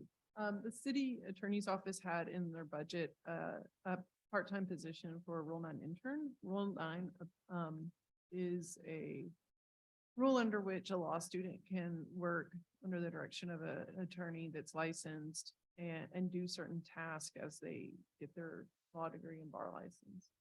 And we had that place in our budget and frankly, interns take a lot of time. They can relieve workload, but to do it right, they do require a lot of supervision. And in looking at our needs in the office, getting an intern is just really not one of them.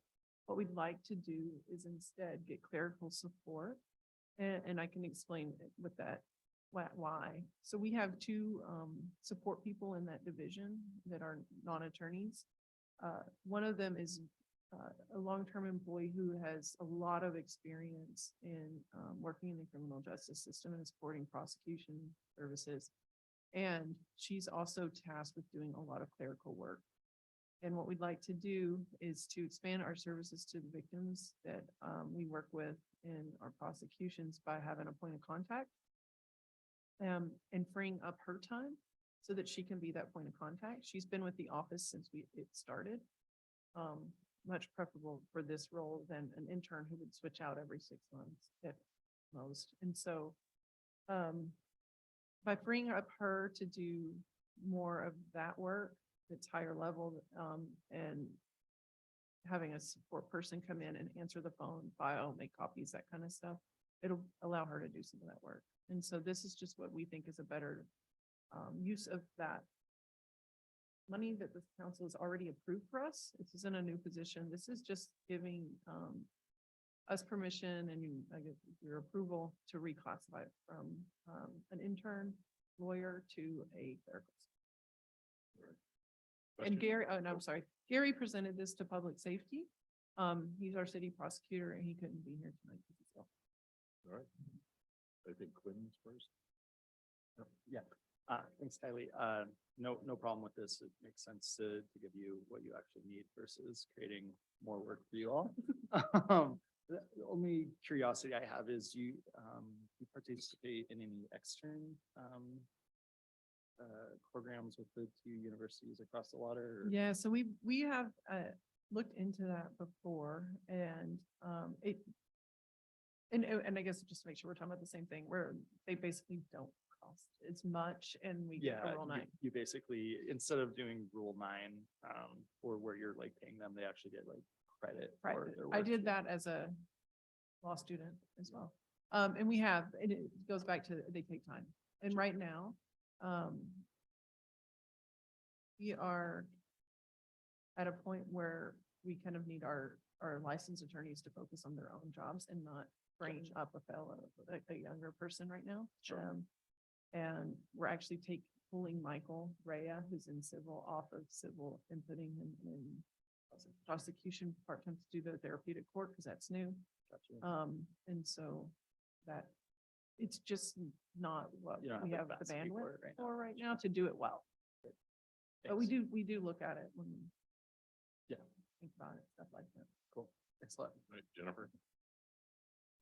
This has been through public safety and we gave the head nod. One other comment I want to make is something that that was discussed was, we'll go back to here, to our notes here, that this is the assistant for the full, I mean, basically it's an assistant for the full-time staff member that's working there, is to free up some of her, I don't know about gender, did I say it right? She, Okay. yeah, To free her up to do more victim-oriented services, so there can be more victim advocacy. Just one other comment I wanted to make on that. Any other comments or questions on it?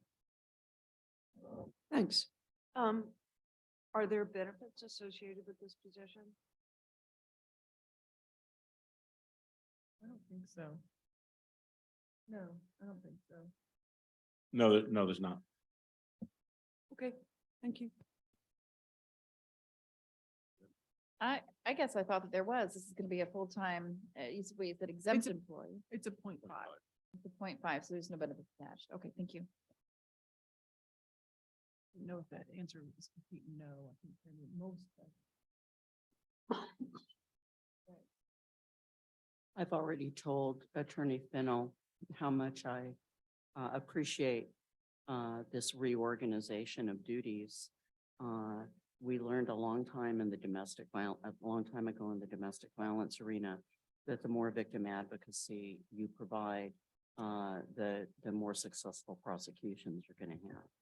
And merely getting a phone call can make a huge difference in whether that victim shows up for a court appearance. So kudos to simply using what you have and reorganizing it in a way that really makes impact in victims' lives and also for your prosecution team. So good job. Thank you. All right, any other questions or comments? How would you like to treat this? Consent it is. Thank you, Ms. Fennell. All right, up next is Financial Services Director Mike Riley. Did I say that right? Proposed public hearing on an ordinance to approve and adopt the City of Bremerton budget for fiscal year 2023. You gonna join us over here? I gotta work the screen a bit. If you don't Okay. mind, I'll stay here. I'll move there for That's fine. questions and answers All if you'd like. There is no presentation tonight for the budget. There isn't. So we're teeing up the second public hearing. We'll have a presentation, PowerPoint presentation that focuses on what the public's getting, what they should be informed about in your budget. So pretty excited about putting something fresh. I did see a lot of I talked to the council president. It's a lot of information. You've been through a lot. And by the time we keep saying fund balance and revenue funds, special revenue funds, we see a lot of just glaze. So we want to bring something a little different. So we want the public to know what they're getting in their budget. I think the mayor's recap slide last week of the affordable housing, what the effort is, that's going to be in the presentation, so public can hear that. So that's the teaser for next week. What we do have for you is for this slate of time, our office received a lot of inquiry into the proposal on paying off the debt, the golf course debt, and historic REIT usage, and a lot of questions. So what we've done, each of you received an email about 4:30 this afternoon after I completed a document trying to capture all the questions I had received. So you have that in your inbox. I have it here tonight to walk through if you'd like. It's an informational page. It's a fact sheet. Talks about it's a read analysis.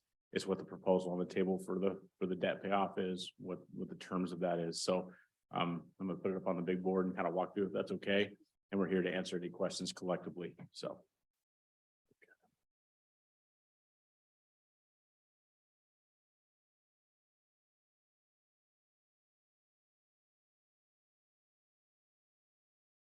Okay, everybody see that okay? Okay, I'm gonna try to position myself to see this a little better and read it. And feel free at any time to stop and ask questions. Again, this is supposed to be standalone, so it can answer, kind of support the questions you receive. So historically, kind of a given history, real estate excise tax has been used for capital debt service on this building. You've seen that in the budget and also the Park Plaza garage.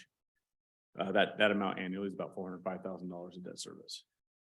Additionally, as depicted in Exhibit A, funds have been used as contributions to capital, either as a supplement funding to complete a project, or more importantly, as qualified matching funds to state and local grants. In most recent years, the refunds used as match have been leveraged about 4-to-1. Is looking back, and you'll see some graphic data that shows that. Exhibit C depicts the grant leveraging with REIT match and the return on investment from the city. Exhibit B illustrates the historic additional uses of REIT, which include debt services mentioned above and facility major maintenance projects. So in Exhibit A, this is more looking at the capital budgets, what it supported, looking back from 2017 to current. You can see the Lebo project. I think everybody's kind of familiar with that. That was funding that was kind of helped the project get to completion. You see there's some parks capital money in 2017, 2018, 2020. And then knowing there's some capital funds going on 23. And in the forecast you'll see later in the slide. You see a little bit of money in the streets in 17. But where you really start seeing the money coming in is in Transcap is in 2018 and forward in the years, and the need there to leverage grants going forward. So 2019, 2020, and 21, and then 22 see about $2.9 million. And then lastly, on that bottom there is the Washington Avenue connector. Again, that was just to push the project through. So just showing the uses there. Exhibit B. And so Mike, sorry, like Yep. 2022 transportation cap, so that includes like East 11th and Perry. The $1 Correct, plus million. correct. Okay. Correct, which had an additional $700,000 asked with the cost overruns. And you'll see that in the slide below. There's a graphic that shows a stack graph that shows the leveraging. In the exhibit B is the other things we use REIT for, which is the debt service, any kind of additional request to do capital improvements like the conference center to do any kind of capital improvement in the conference center. And also facilities major maintenance. They take care of our facilities. There's a cap on that, but those are what the budgets look like. If you see in 2021, that was actually tied to the HVAC system on the library that didn't move forward. And now we have state appropriations actually going to fund that project in 23's budget. Okay, so the next slide, this is the one we were talking about with the REIT managed leveraging. This includes 2 projects for parks and multiple projects for transportation. So the way to read this graphic is the green on the bottom is the REIT dollars contributed, and the blue shows the grant funding that it leveraged. The call outs call out the REIT match. So if we just start left to right, Kitsap Lake, Safe Routes to Schools, you see $576,000 was leveraged to get about $3.5 million of a total project. And then on and on and on. View Ridge Elementary at 895 brought in just over a $5 million project. East 11th and Perry, you see $1 million REIT ask, which we just spoke about. That's part of that 700,000 in that, didn't leverage that, but in total $1 million brought in just over a $5 million project to execute. And then Kitsap Lake, you see the parks projects. So I want to call those out: Kitsap Lake and Warren Avenue Playfield, $400,000 in REIT projection to be able to leverage just over 1.7 million. And then Warren Avenue Playfield as well, 353 to pull in just shy of 1.5 million. One thing that's not depicted in the slide, I do want to call out that we use our REIT dollars to commit secured funding toward grant applications. So one of the projects everybody's aware of, our Washington 11th roundabout project, originally had $900,000 of REIT to be able to apply for that grant. We had to say we had secured funding. So $900,000 of REIT was used to leverage the application that grant. But staff was able to secure subsequently secure state funding that offset that REIT match. So now the REIT match on that project is less than $70,000. We secured over $1 million of TIB money. If Katie's still, I don't think Katie's still here, if she worked on that or Ned staff, but that happens. We have a couple projects like that. We're able to go and look for other resources, but we need that. We need the funds, secured funding to be able to apply to go forward. We have to show that we can actually execute the contract. So just wanted to call that out. That was a question we had gotten. So also a question that was brought forward was what projects are on the horizon? Looking at Public Works, what are they looking at? So these Public Works got together and looked at some of the projects they have on their list. And I won't read through all of these. You guys can see these. These are projects they're considering in the future. One of the ones I will call out is the SR 303 corridor. Looking to fund that project. The study has already been completed. We had funded this SR 303 corridor study. Now the project needs to be funded. So just one comment. So same thing I just said above, future success and applications require us to substantiate sufficient secured matching funds. So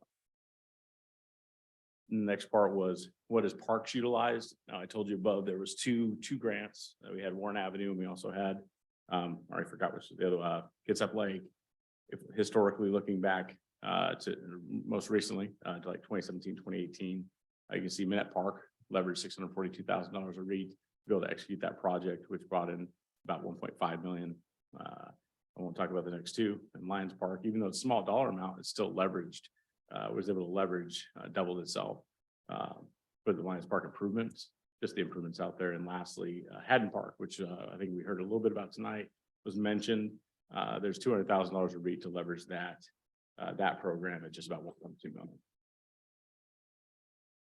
Okay, then there was response to inquiries on the golf debt. So just want to put some facts, response to inquiries. Debt payoff reduces annual debt service payments of $430,000 annually through 28. Interest savings of 90,000 will be materialized in 2023, decreasing each year after.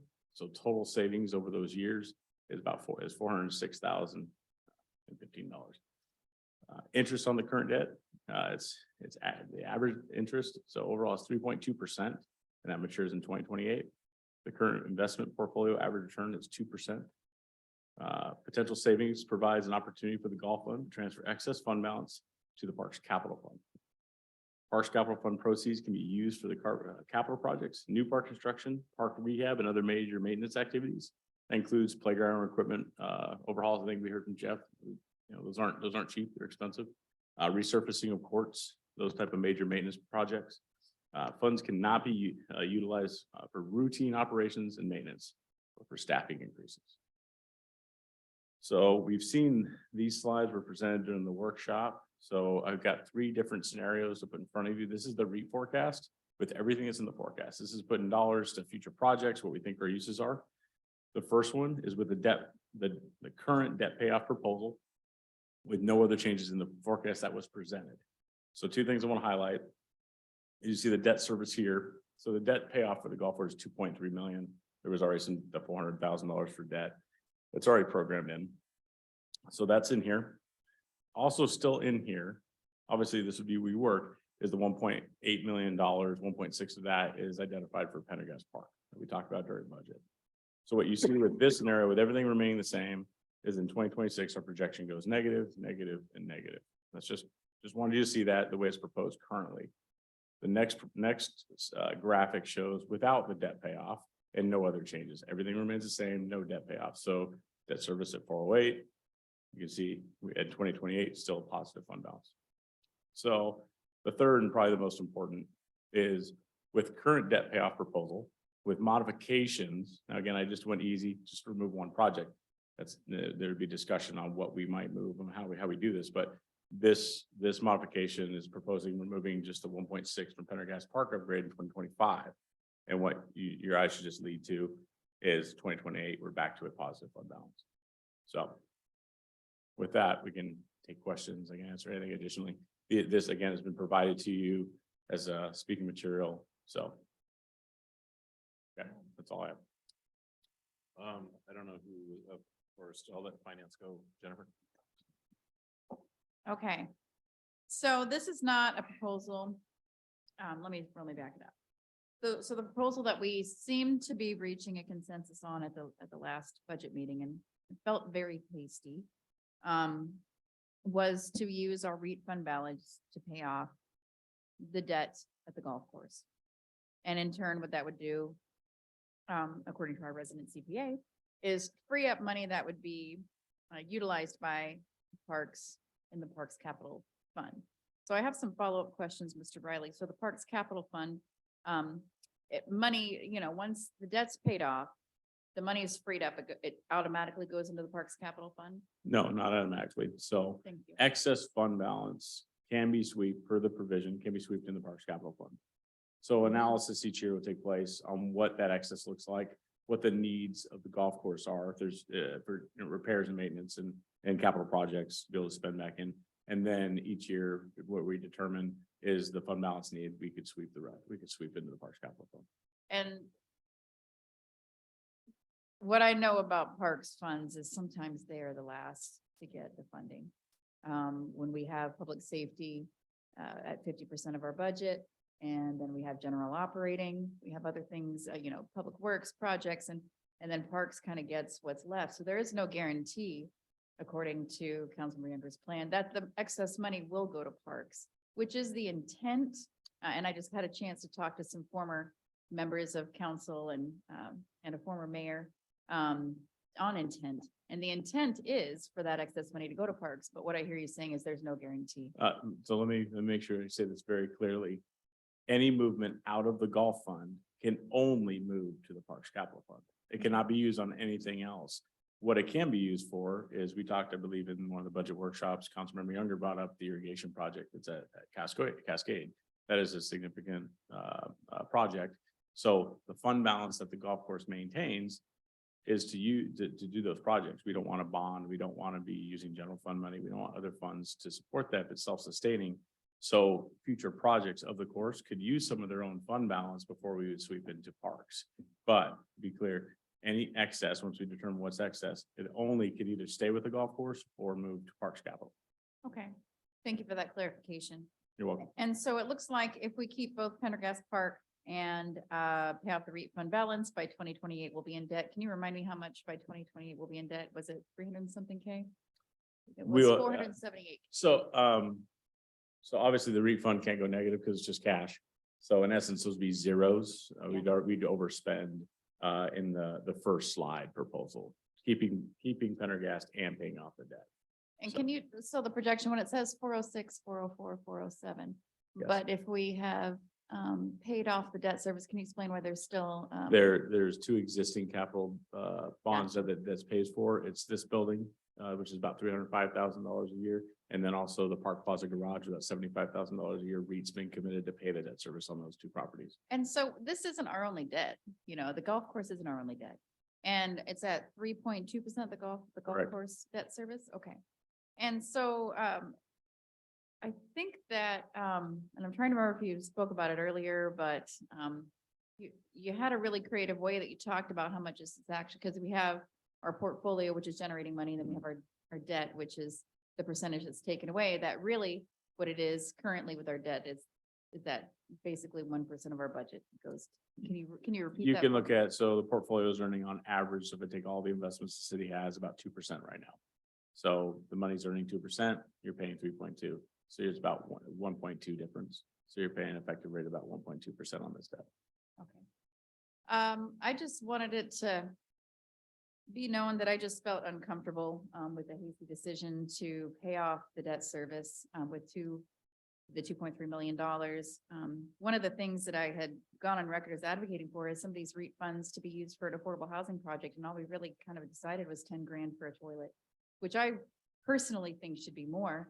I think we need a lot more than $10,000 to invest in outdoor toilets or some kind of shower, any kind of water facility, because 10 grand isn't really going to get us much. I would have liked to see some of the REIT money used for one of these types of projects. Is it allowable for a public?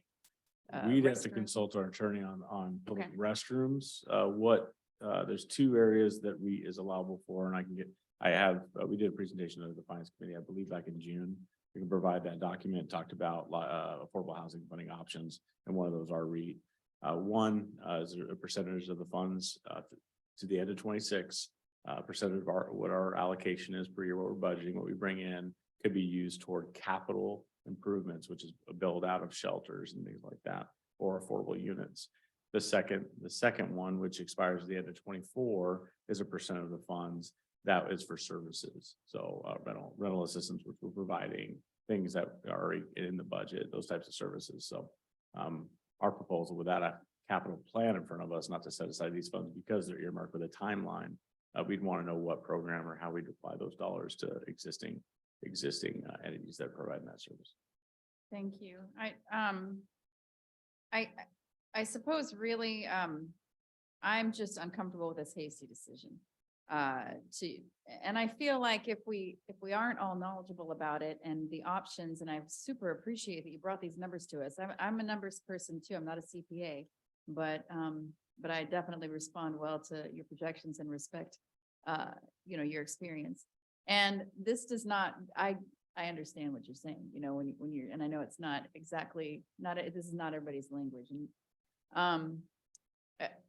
I think for me, I would feel a lot more comfortable if we waited to make this decision, maybe made it a retreat item, if that was something that y'all were amenable to. Because I just feel like if we rushed ahead with this, that our constituents would be hurt by this decision when we don't really have anything in place to, we have a lot of affordable housing programs, $2 million put aside for that. But we don't have a good plan in place for our most vulnerable folks. Because we know that some of these other affordable housing projects are really exclusive. And they're not all they're not all actually able to be used efficiently. We know community frameworks may have issues.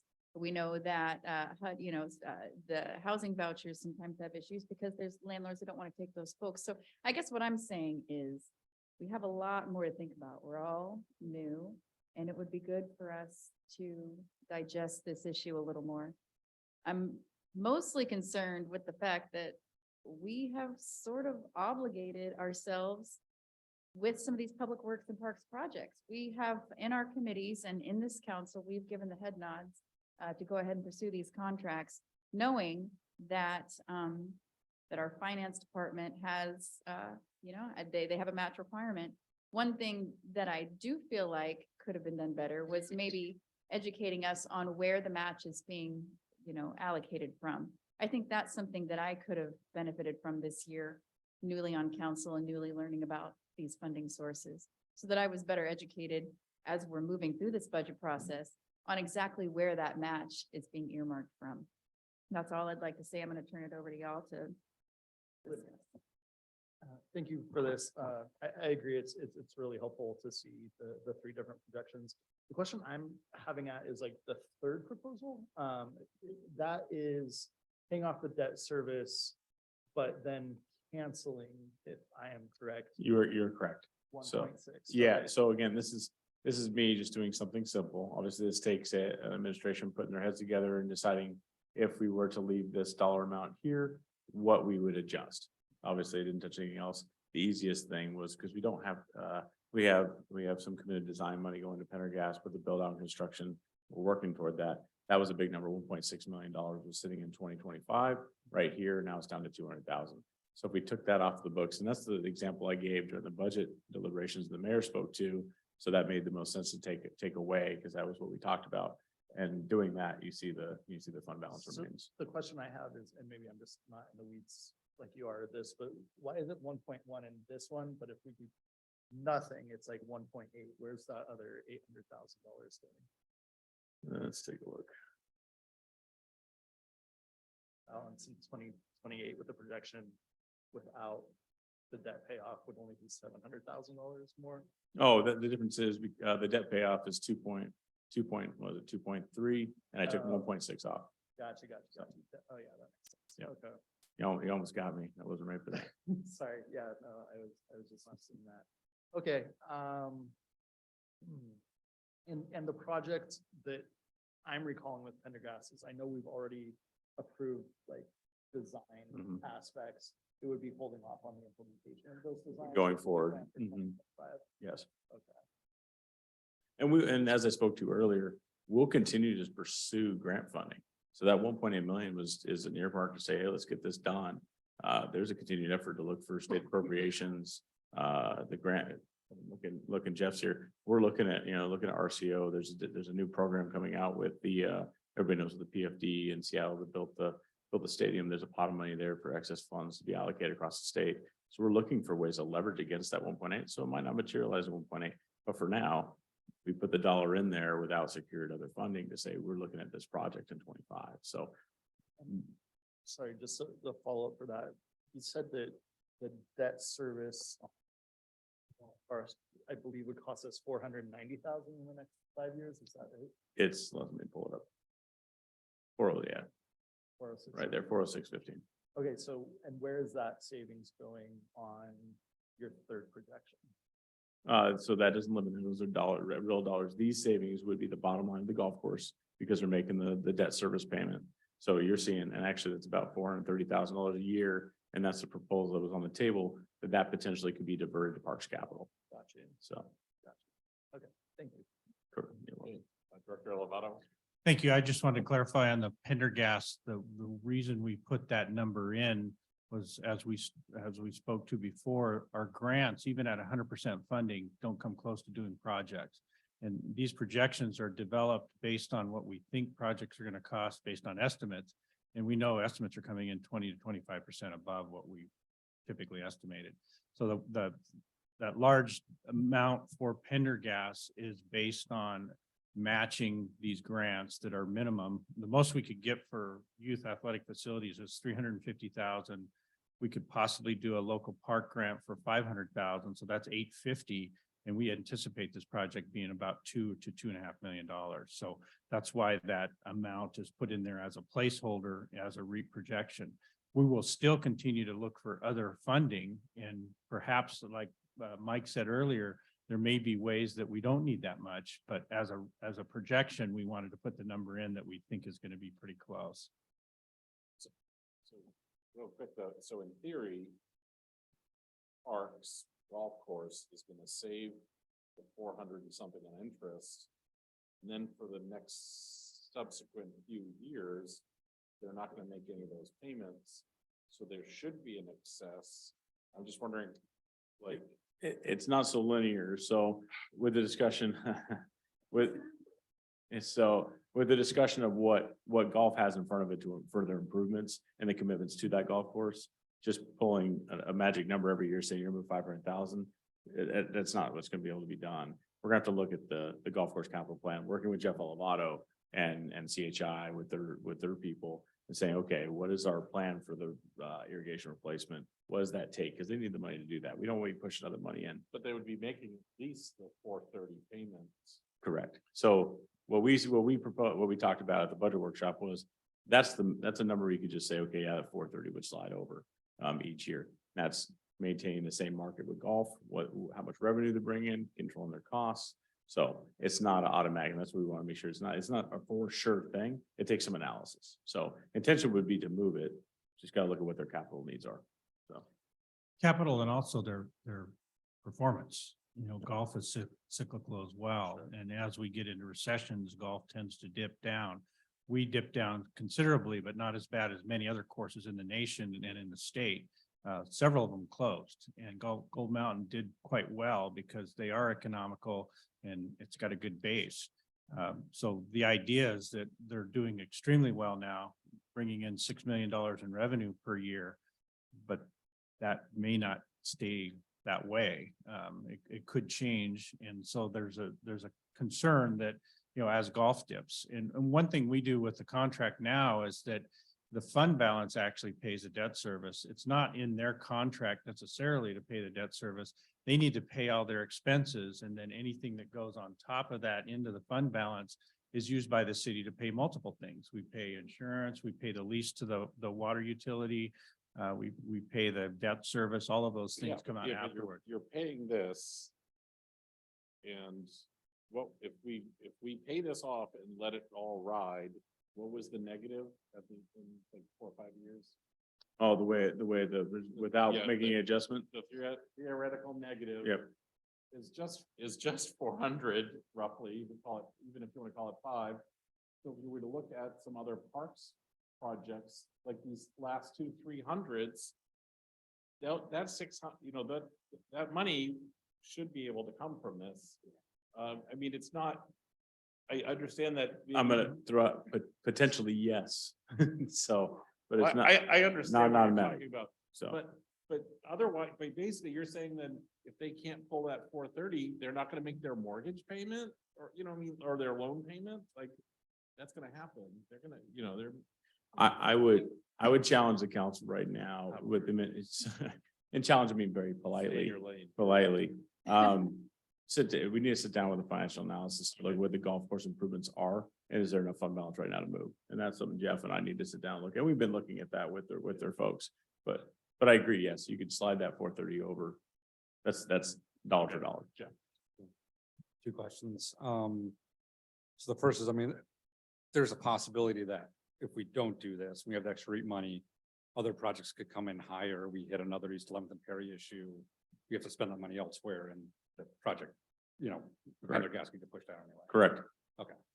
And then the other question was, is there a possible middle ground here where so I mean, a lot of this is based on the estimated future REIT money, and it's really up in the air of what the economy does down the road and the housing market and everything. Is there a middle ground of, say, paying off half the loan in the 2023 budget, and then we take a look at next year's mid-year budget adjustment, I'm sorry, whatever. Yeah, I'm sorry, you're kind of distracting me, sorry. Sorry, what was I? Yeah, we basically pay it off halfway, and then we Right, then we look at next year or the 2024 budget, and depending on see how the reprojections are doing. So, I believe so. We spoke a little bit earlier, so I'd have to reach out to bond council, see if that would restructure the debt. Is they're able to do a partial payment? I want to say I believe so, but we'd reach out to bond council to get you a clear answer on that.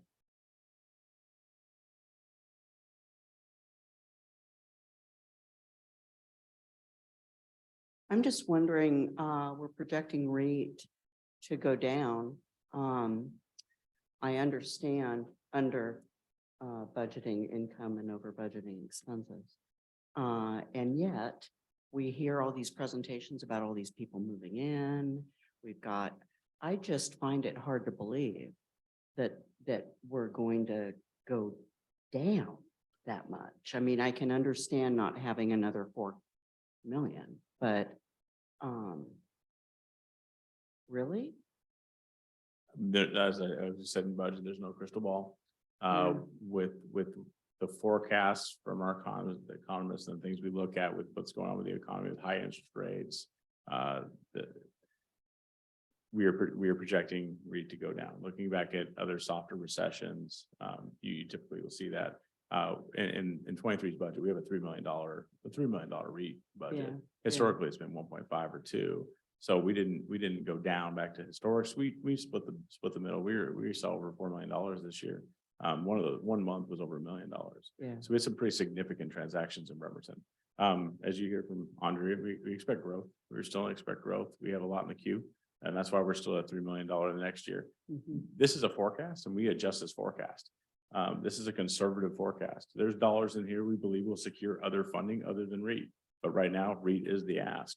So it is a forecast. This is a forecast tool. So The other question I have is, and I think you mentioned this last week, and that was over the, REIT $2 and our inability, right, to get those because the county jumped on that or something. that was with the affordable housing tax. Oh, 1/10 yeah, of 1% for affordable housing. So the county did a councilmatic vote that took Right. our authority away and then right. was essentially taxed our taxpayers. Because in REIT $2, you can dedicate 25% of those to affordable housing. So that's just obliterated. We don't. No, have we that. can actually allocate what our proceeds are in a current year. You can allocate those percentages. That's what I was talking about earlier. They expire, one's in 2024, the other one's in 2026. One Yeah, is strictly for capital investment, right. just capital. The other ones can be used for services as well. That's what I think we really need to talk about at retreat. Because if the council is committed to affordable housing, that's an opportunity that the state has opened up for us. It would be an additional tax, on buyers and sellers, if I'm not mistaken. So there's another, there's a REIT 3 option. Currently within your existing resources, you can carve out, and now it's allowable for affordable housing where previously it was not. So your existing resources, what you're seeing in your REIT dollars, you could use those dollars up to a percentage for those types of projects that previously were ineligible. They will be eligible through 24 for the services program and for capital through 26. So here's and I thank you so much to Director Spencer for speaking with me about this, because man, this has been a week. You all are stretching our brains, man. I mean, I'm trying to find out about all this and all of a sudden it seems like we're talking parks against affordable housing and I'm going, but BHA has a project that may be one of those opportunities for us. And there will be other monies that could be used to seed home funds, I believe. But that's something for council to be aware of because of our rezoning. They can now possibly almost double that capacity in this project. And I'd very much like to be fully informed about that kind of an opportunity that we have, that the state has afforded us for a temporary, period of time.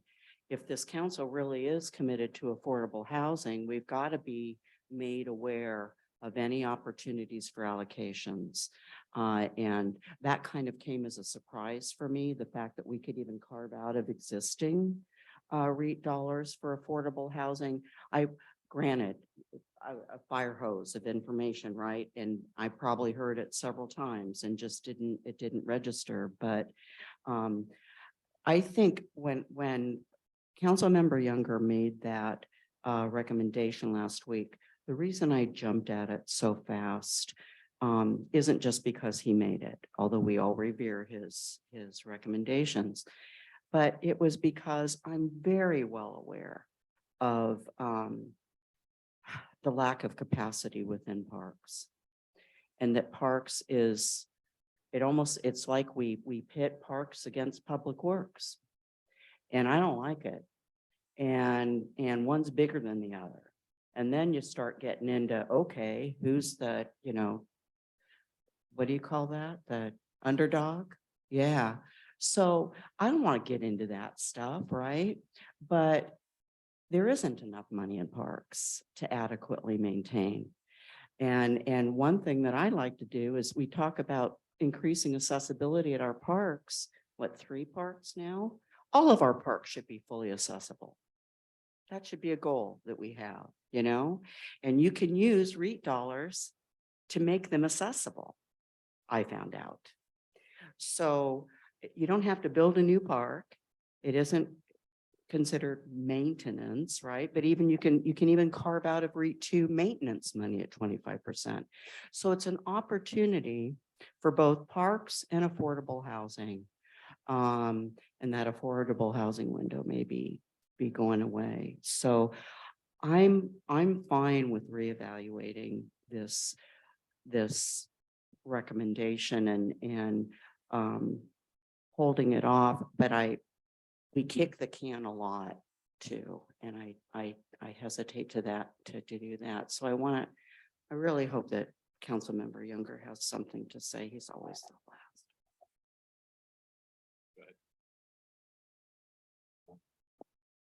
So I'll be penultimate. Okay, is it possible for us to take this 2.3 million REIT, stick it in a financial institution where it can earn interest, stick a pin in it, and then continue considering where we want this money to go? It's already there. It's already invested. Okay, So, so we could do that. We could yeah, stick a right, pin in right it. now that money's earning on average 2.2%. So, Well, I don't really want to know after having done my own household budget. I don't want to know how much that is per month. I'm sure it's ginormously.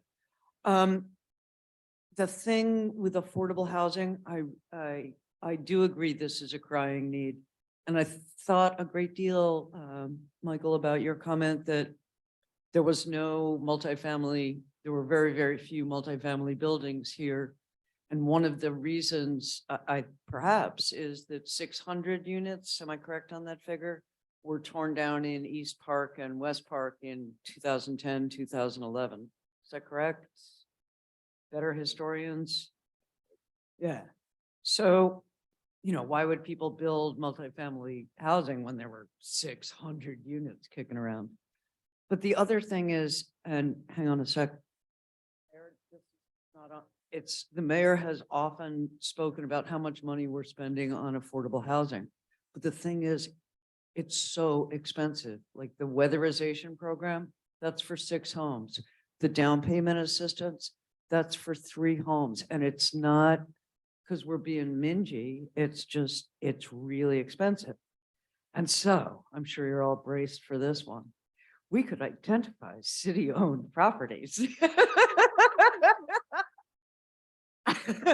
and enter into partnership with BHA, Community Frameworks, someone else, and actually construct affordable housing with REIT dollars. Is that correct?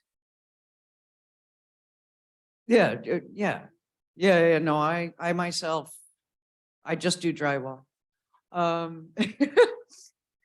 But that's feasible, is it not? Technically feasible? technically it'd be allowable to construct capital facilities for affordable housing, yes. Well, that's something I think would be of great use. And it's what, not just, it's what our constituents want. And making parks better with the capital projects, my objection formerly still stands, which is if we're not gonna give parks money to hire people to maintain the additional capital projects, you know, it's just like, okay, we've had a photo op, we've built a capital project. All right.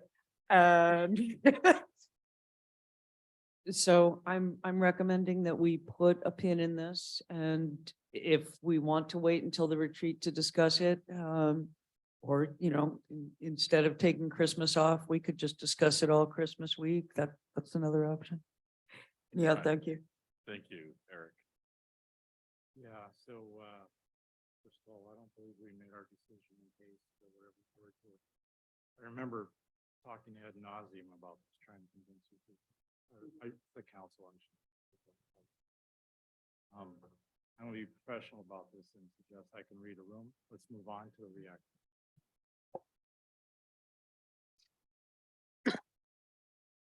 I have some more questions. Yep, go ahead. Thank you. Okay, so scenario, I just want to make sure I'm clear on a few things. So the golf course has made money over the past 10 years, right? Has had, I believe, I looked at some figures that it was a 2.5 average net revenue, net, not gross. So that's after all those. Yeah, yes, the golf course continues to make revenue for the city, and I think 10 years would be accurate, but it's the last 5, it continued to do well. So just to speak to that, the golf course was not going to make money at a certain point.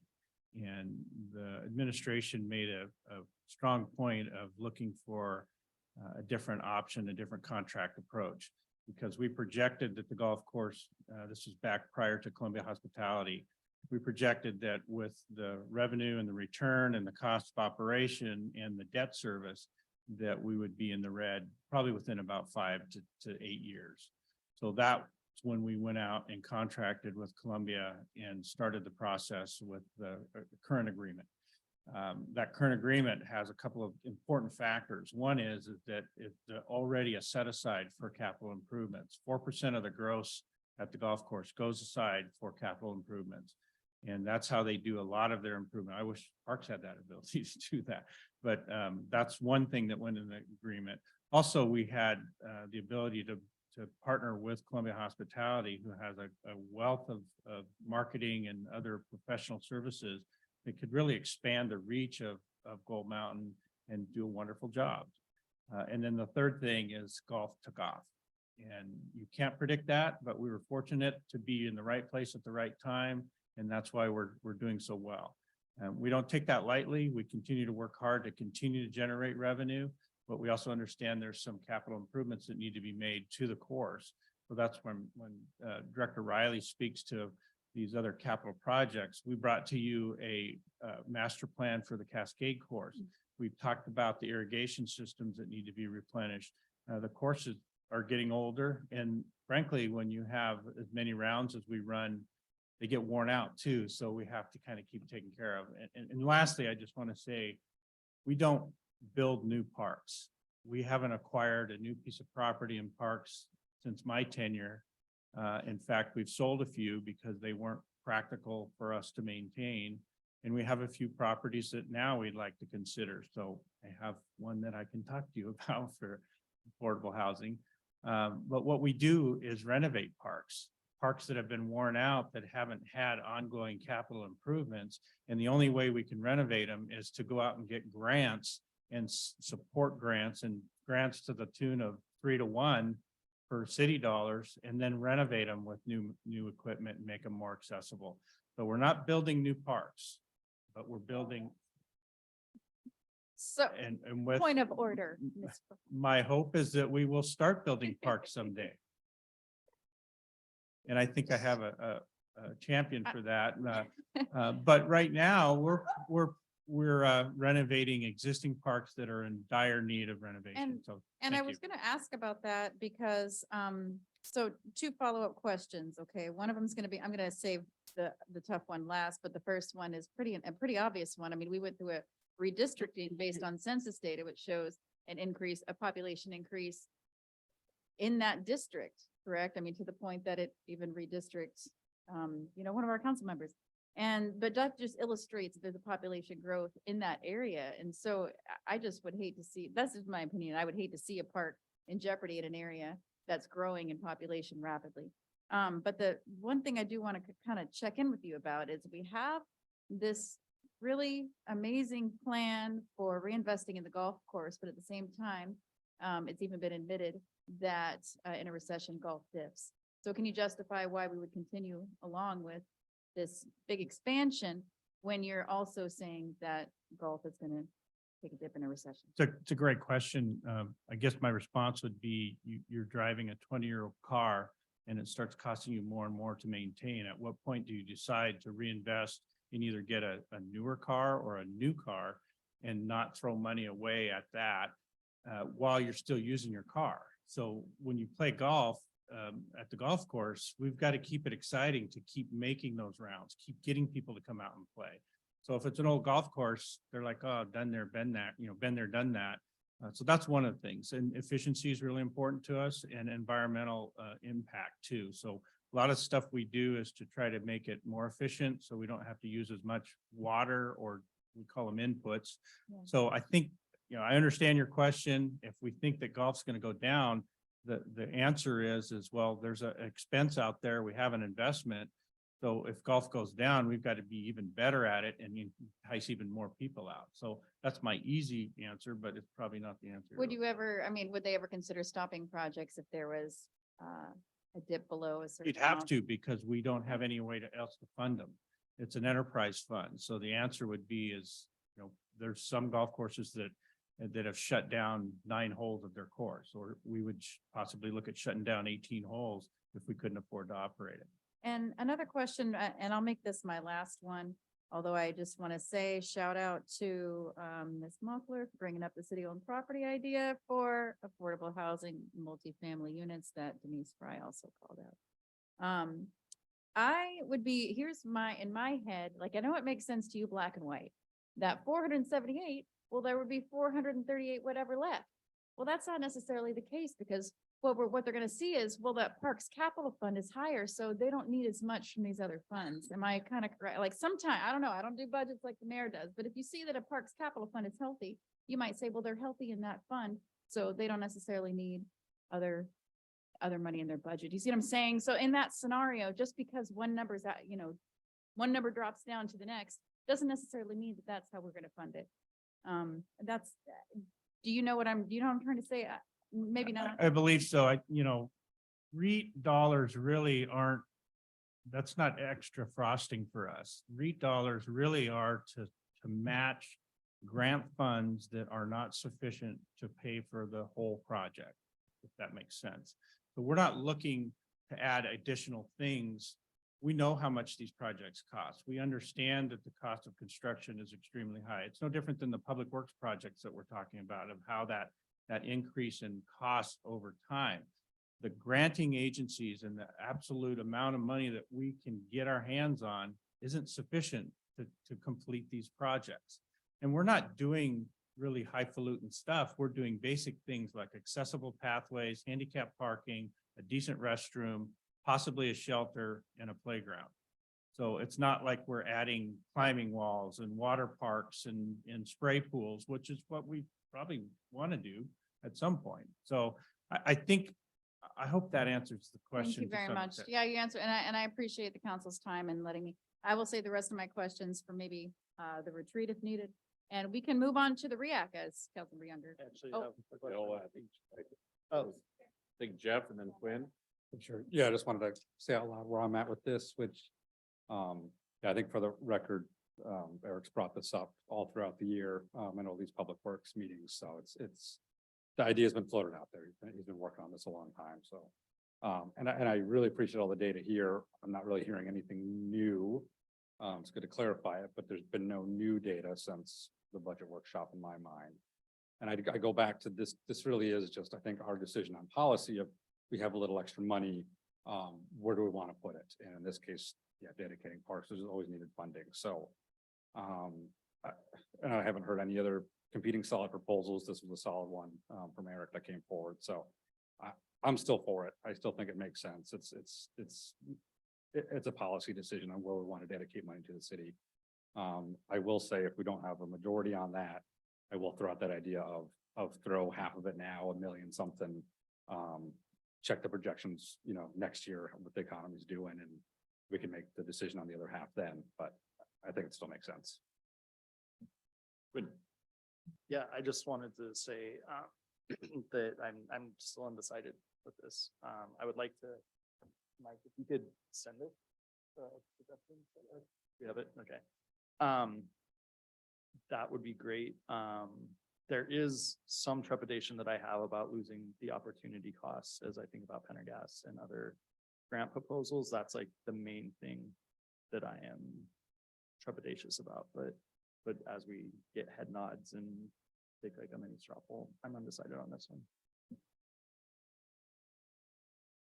All right, I'm not really hearing a strong consensus. Some people have said either change it or put a pin in it. Some folks seem to still be for it. Do you want to, we could just talk about this more next week? Make a decision next week. Is it gonna be too late then? So two options, obviously tonight, knowing where the council would like to go, so we can get the documents in order for the vote next week. The other option is you can amend on the floor. The budget proposed right now has a debt service payment coming out of $2.3 million. So that will be the budget proposal. You'll need to make an amended motion on the floor during the public hearing. So if we knew tonight that the council said, let's push it to a retreat for discussion, we would take it out and propose the budget without that debt service and just leaving the REIT unencumbered in the fund. So it's at your discretion.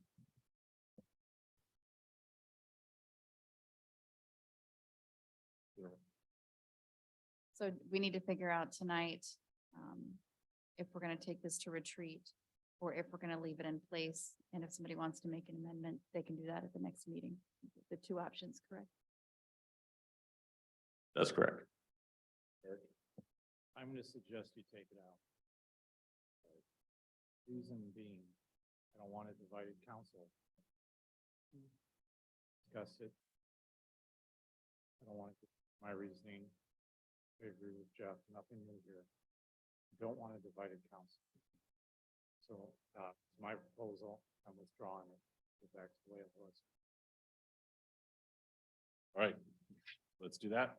And then when we get ready to talk about retreat topics, we can certainly address it then. Anna, sorry, Anna, then Denise. Okay, and another possibility is that at some point, one of us could move to take the set aside money, is that the right phrase? And devote it to parks or half to parks. But this is something we could do before the retreat, should we choose. Is that correct? Or we could move and then if, There's not that much time between now and the retreat, to be honest. You know, a piece here is that, to me, is that we need these organizations who we would have to partner with to develop affordable housing to be asking us to do that. And I think that, the reason the administration has asked for the dollars they've asked is because that's the dollars that there's systems in place to use. I was talking to somebody earlier today, and some of my nonprofit friends will realize this too. Like, I think we have to be a little careful that, we're sort of a governance board or a working board, so the work really is coming from the administration side. Now, yes, we can push some bigger concepts. And again, the retreat's a good chance to send signals, and it doesn't, when we have our retreat and we let the administration know what our priorities are, that gives them a year to try to work on something to present us for the next budget. So unfortunately, things just do move fairly slow, but very valuable conversations. And I think this is a good move. So we're gonna pull it and we will look at, we have to approve it where any of that money goes unless they slowly trickle it all out at a $99,000 rate or something. Okay. Anna, did you just have your hand up or is that did somebody else have a comment? No, I had my question, which is, sorry, I'm getting really starving. Did you say it? Yeah, pretty Okay. much. It's like, if we want, we could do it before the retreat. Yeah. We could move, and if a majority is in favor, we could act before. Really hoping the retreat will be like in January or February. Much preferable to July. We have a date, Yes. actually, I think. February 4th, I think is what we're looking at. All right. Let's move on. Thank you, Director Riley and Director Elevato for all your input on that. Next is Sorry, City Attorney Kylie Fennell. Michael, What? sorry, was there more comment on the budget? Wasn't that just one part of the budget? Oh, good point. Sorry, Go. I had You one have the quick one. I floor. don't know if other people did. Is Ned? Oh, wait, there he is. Yeah. Sorry. I know.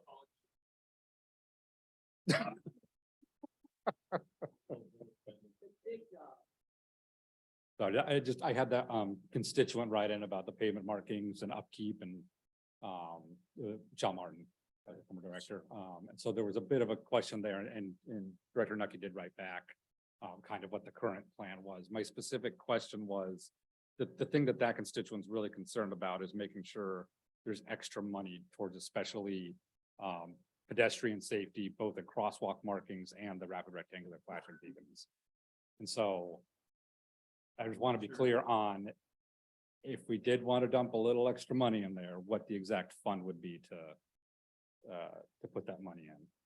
I don't know if you saw that email or not, or if you're, this is. I saw that yeah. email. Okay. Sorry, can you hear me? I did see that email a couple of weeks ago. I thought Tom responded to that. I am not sure the answer to your question. Are you thinking there'd be a proposal for the budget next week that would direct some money out of fund? Yeah, possible. If, let's just say I wanted to make a motion and throw a little more at it. I just wanted to make sure we knew what exactly that fund was. Maybe I'm looking over the mic, Michael? but So to be able to answer that, we need to kind of look at the budget, what's been put in for, there's safety improvement money that's already earmarked $250,000. There's money all across the budget for things like you're asking for. We'd have to undo and find where that's at and tell you what we're actually allocating. I believe right now the administrators put a plan together that they think they can execute. It would be in Transcap is where we'd be looking at the fund. And the resources you've seen to fund Transcap and to fund streets is balanced at this point. There's not a lot of discretionary funding, but we'd have to find where those dollars for that type of work is in the budget. We Well, didn't. And it's not just dollars put into a budget, like there's a work plan with hours allocated for sidewalks and paving and all of those things. So they have a work plan that, utilizes the budget that they have right now that's balanced. So I don't know that just putting more money in for more striping is like, there's an impact to something else then. okay. You're poking a balloon that's going to bulge somewhere else. Yeah, well, there's the Stripe Right contract, which we have now. And I think if I remember right, they couldn't get to it all this year. So next year is going to be basically the money that would have been spent this year plus what was planned next year. I just want to make sure we get back to the Okay. constituent and the questions that, I mean, it sounds like, according to Tom, that the work that these folks want can get done next year. It's not 100%. I know that you got to balance it across the city. But I just want to make sure it's clear that, when we tell them, it's not as simple as dumping dollars in. Does that make sense? It's still really, it's just a little nebulous to me and I can't. I mean, the constituent clearly knows how things. I mean, fair, you're the former director. There's also 50 other residents, CC'd on the harbor side, yeah. Mhm. So it's, I don't. I'll just say, when we talked on Tuesday's budget workshop the other week, I think Tom was gonna compile a list of the amount of money that's really gone towards maintenance, like striping in the city over time. But I haven't seen it yet. like, I can make one comment. If it isn't something that is addressed next week, which I think it would be difficult to do, doesn't mean it's not something we can look at and look at our work plan and make an amendment in the new year and put additional dollars if somehow there was some level of effort that was missed. But so there's an opportunity to make adjustments if needed, and if there's availability to do so. Anna, then Eric. Eric. Okay, so my comment kind of dovetails on what Mike said. So first of all, we need to assess and confirm the need in Public Works Committee. And then that'll drive the budget, and we can make an adjustment mid-year, or we can direct the administration to put more emphasis on this and less emphasis on that if there's a budgetary issue. But first, I respect the hell out of Joe now. I know the man, respect what he writes, but I mean, it needs to be vetted and discussed in committee. Anna. So, the contract with Stripe Rite is 130K. It's like, yeah, it's Stormy Daniels money. And Okay. it's 130K a year. And the work in 2022 is deferred, will probably be deferred until 2023 unless we have amazing break in the weather, which is unlikely. Yes. But we haven't seen the maps from 2023, but looking at the maps from 2022, there's not a whole lot of striping going on, and there's not a whole lot of, or at least in the information that's been available to us, there's not a lot of work on renewing the stop sign lines and crosswalks, and doesn't seem to be any plan to do new crosswalks. So one of the possibilities is that we could throw more money at residential maintenance.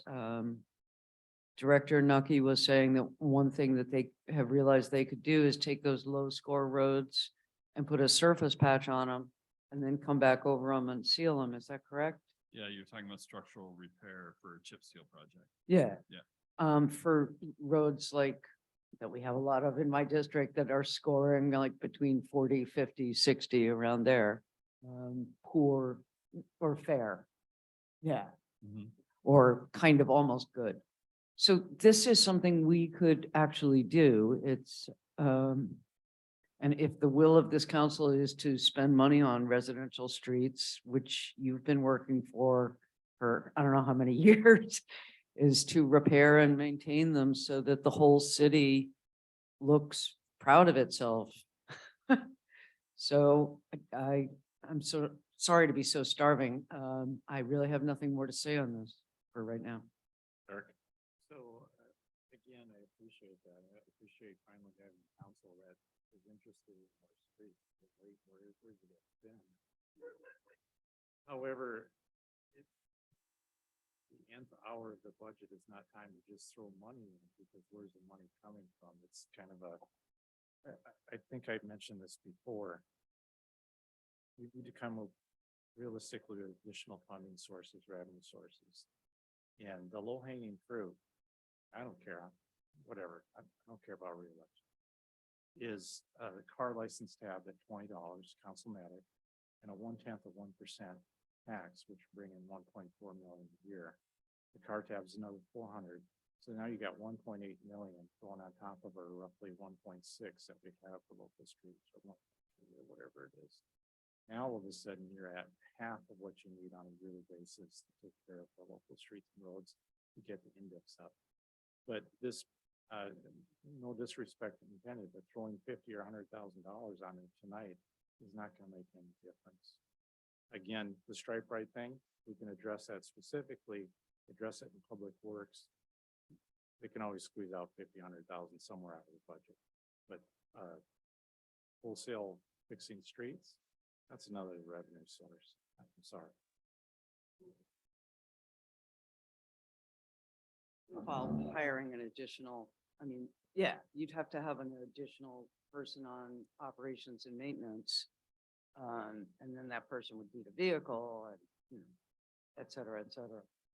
But I'm very happy to see so many members of the council interested in maintenance because it's the least sexy thing a city can possibly do and the thing that the people of the city, you know, pay greatest attention to. And to the, I know they're not tourists, but the people who are coming in here on a tour, you know, they're here for like, you know, while their carrier is in, so they experience the city as tourists. And if the city looks proud of itself,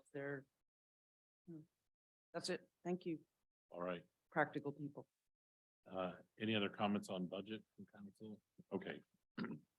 So, great. I think that's, again, some of these things go back to finance or go back to public works. And we do have the power to make changes throughout the year, and it would take time, obviously, to really figure out what those solutions would mean. So, all right, with that, Are we good with me? yes, you're free to go. I gotta go let my dog out. Okay. Who let the dog out? Oh, so thank you, Director Riley. Thank you, Ms. Mockler, for the Stormy Daniels reference. It did not go unnoticed. It was the payoff amount.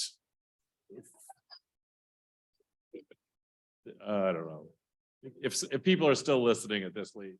All right, so next we'll bring up City Attorney Kylie Fennell with the Race Equity Advisory Committee and the Council Committee or Community Member Advisory Committee. So we've got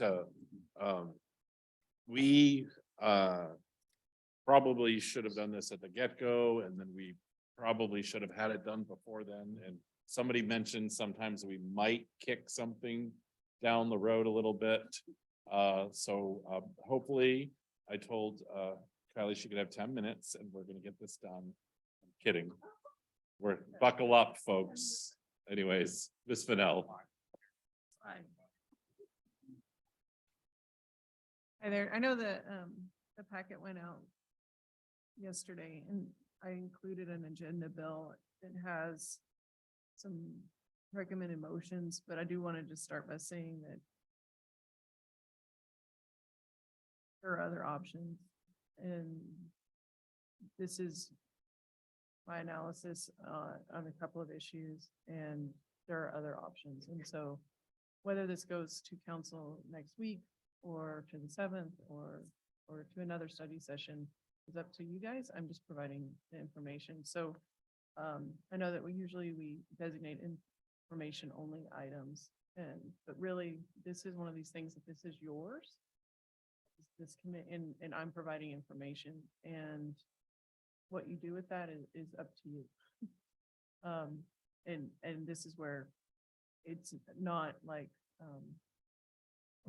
Andrea brings a proposal to you. I don't have the right answer. I have information that I'm sharing. And so I just want that to be a context that I don't want it to seem like this is your decision, this is your committee, and it's information that I can provide and I can answer questions. But I just want to put that out there. And so I started looking into the structure of the Race Equity Advisory Committee about around a year ago. I don't know exactly when. I guess I could go back and look, but an email came through that was talking about filling committee positions, and it triggered my interest because it was asking about whether the requirement for residency could be waived, and it was for community members, and it seemed out of sorts for me because we don't usually do things that way. That there's usually an ordinance or something that will tell you that kind of thing. And so I researched committee, you know, because it was new. It wasn't here when I used to be on staff, and then I came back and it was new, and realized that there had not been an ordinance that established it or resolution. It was done on a council motion, and that it hadn't really, I guess, for lack of a word, come back to council. And I went and talked to the committee about that on February 10th. And I think it was a surprise for the committee members to find that out.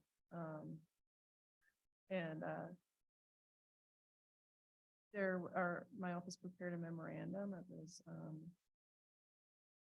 discussed at a committee meeting, and we came back, Brett Jetty came back and talked to the committee again on September 8th. And I attached those agendas and meeting minutes for your review as a part of my agenda item. And really at this point, I'm just bringing the council's whole up to speed with what the information that was shared with the committee earlier this year and some of those questions and answers that were provided. Generally speaking, the council can create two committees, two long-term type committees.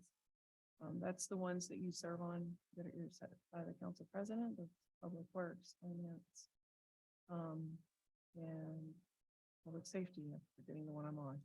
And that's actually important because I'm not on that committee. And those are the 3 council members are on those committees and not staff and not the other types of committees that council creates. Also go by the names of advisory boards and commissions are found in our code.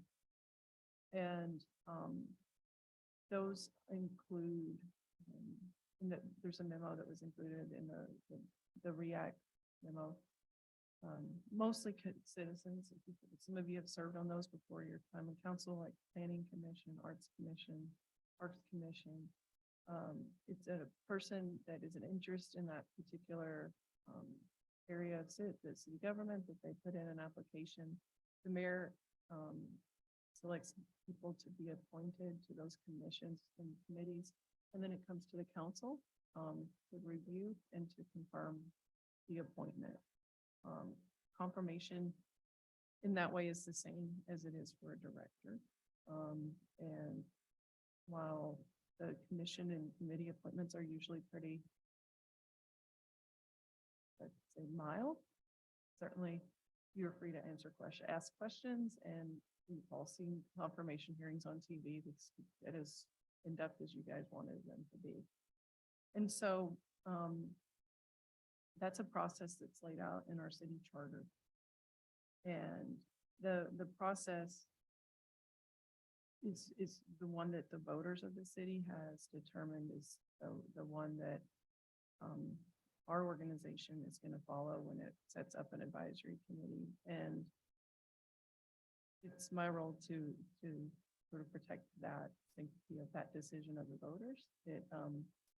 The process as it is involves a person who's the mayor, who's elected by the entire community, bringing the candidate in front of the council, who's as a body, is elected by the entire community, and then putting it in front of the public, with a chance to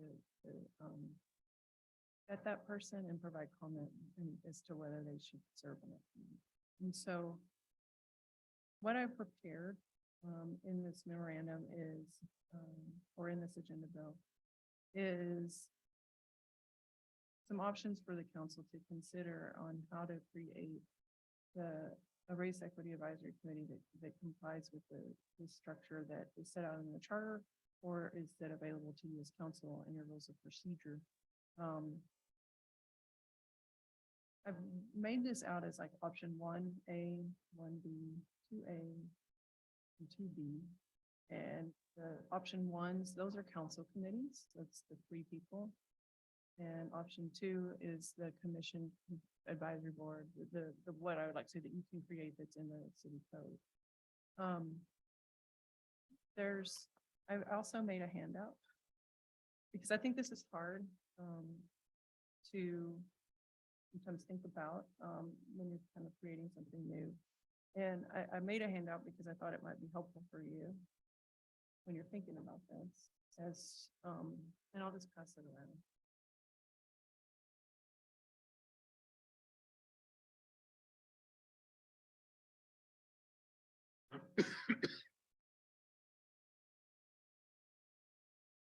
There's 2 of them. Don't laugh at me. Hold on, let me split this up so we can go around both sides of the table at one time.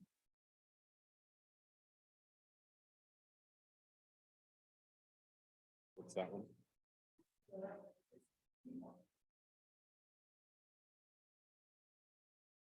All right. And I made a lot of copies, so there should be enough for anyone in the audience that wants one. And I couldn't decide, this is kind of which one goes first. Handout one or handout two. So at the end of the day, I'll let you decide because we're not gonna fill these are just for your own personal use, but I will explain them.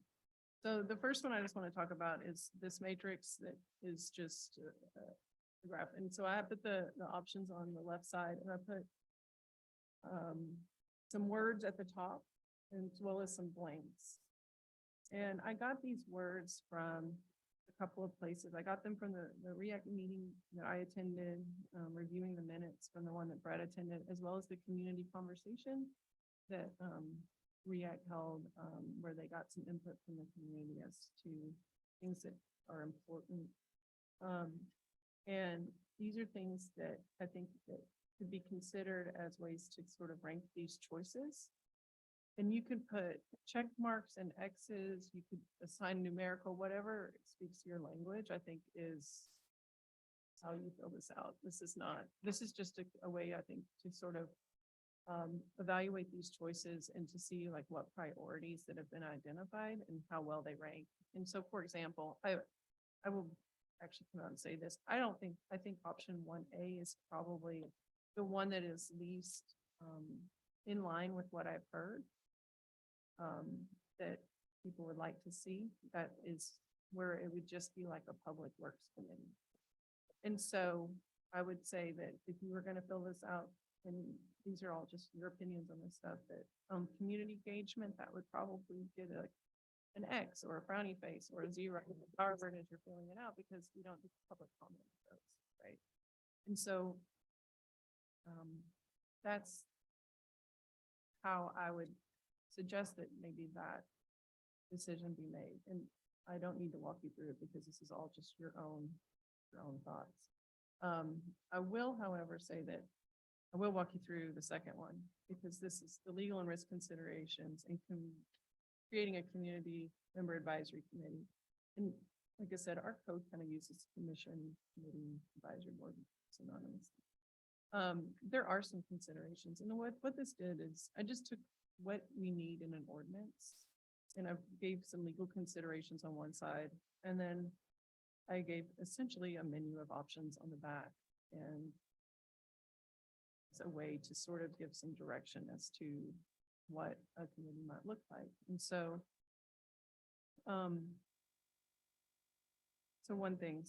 one of the issues that was identified in some of our meetings with the group was that the committee structure was very restrictive, that the members thought that it was difficult to meet and talk, and they wanted to be able to do that and not be limited by the Open Public Meetings Act. And so one thing that I thought of was that if with a larger committee, people can meet more freely. So, and I gave the example of like a really large committee, 15 people. And like I said on here, I understand there's other issues about size of committees, but you guys go to meetings. I'm not going to do that analysis that like a big group might be more difficult to manage or something like that. But from a legal standpoint, that would help the open May, but it would in turn have the opposite effect on the public records. So there's a risk to balance there between size, like too big. For a large committee, you can have smaller, you can have groups of people meet outside of the meeting, but you also have the issue that if there's a record request, that then you have 15 people combined with the request, kind of an inverse relationship there. As far as for terms, qualifications, and composition, generally speaking, people need to be 18 years of age and live in a city to qualify for an appointment, but that can be changed by council. So council can waive that requirement by ordinance. They can allow youth, they can allow people to have another relationship. Term, of course, is also set. Compensation is another issue that was raised by the members, that they wanted to get some sort of stipend or something. Some cities are doing that for their boards and commissions. It's usually a stipend to offset the cost of travel, childcare, meals, parking, that kind of thing. And it can be waived and there's usually a cap on the amount.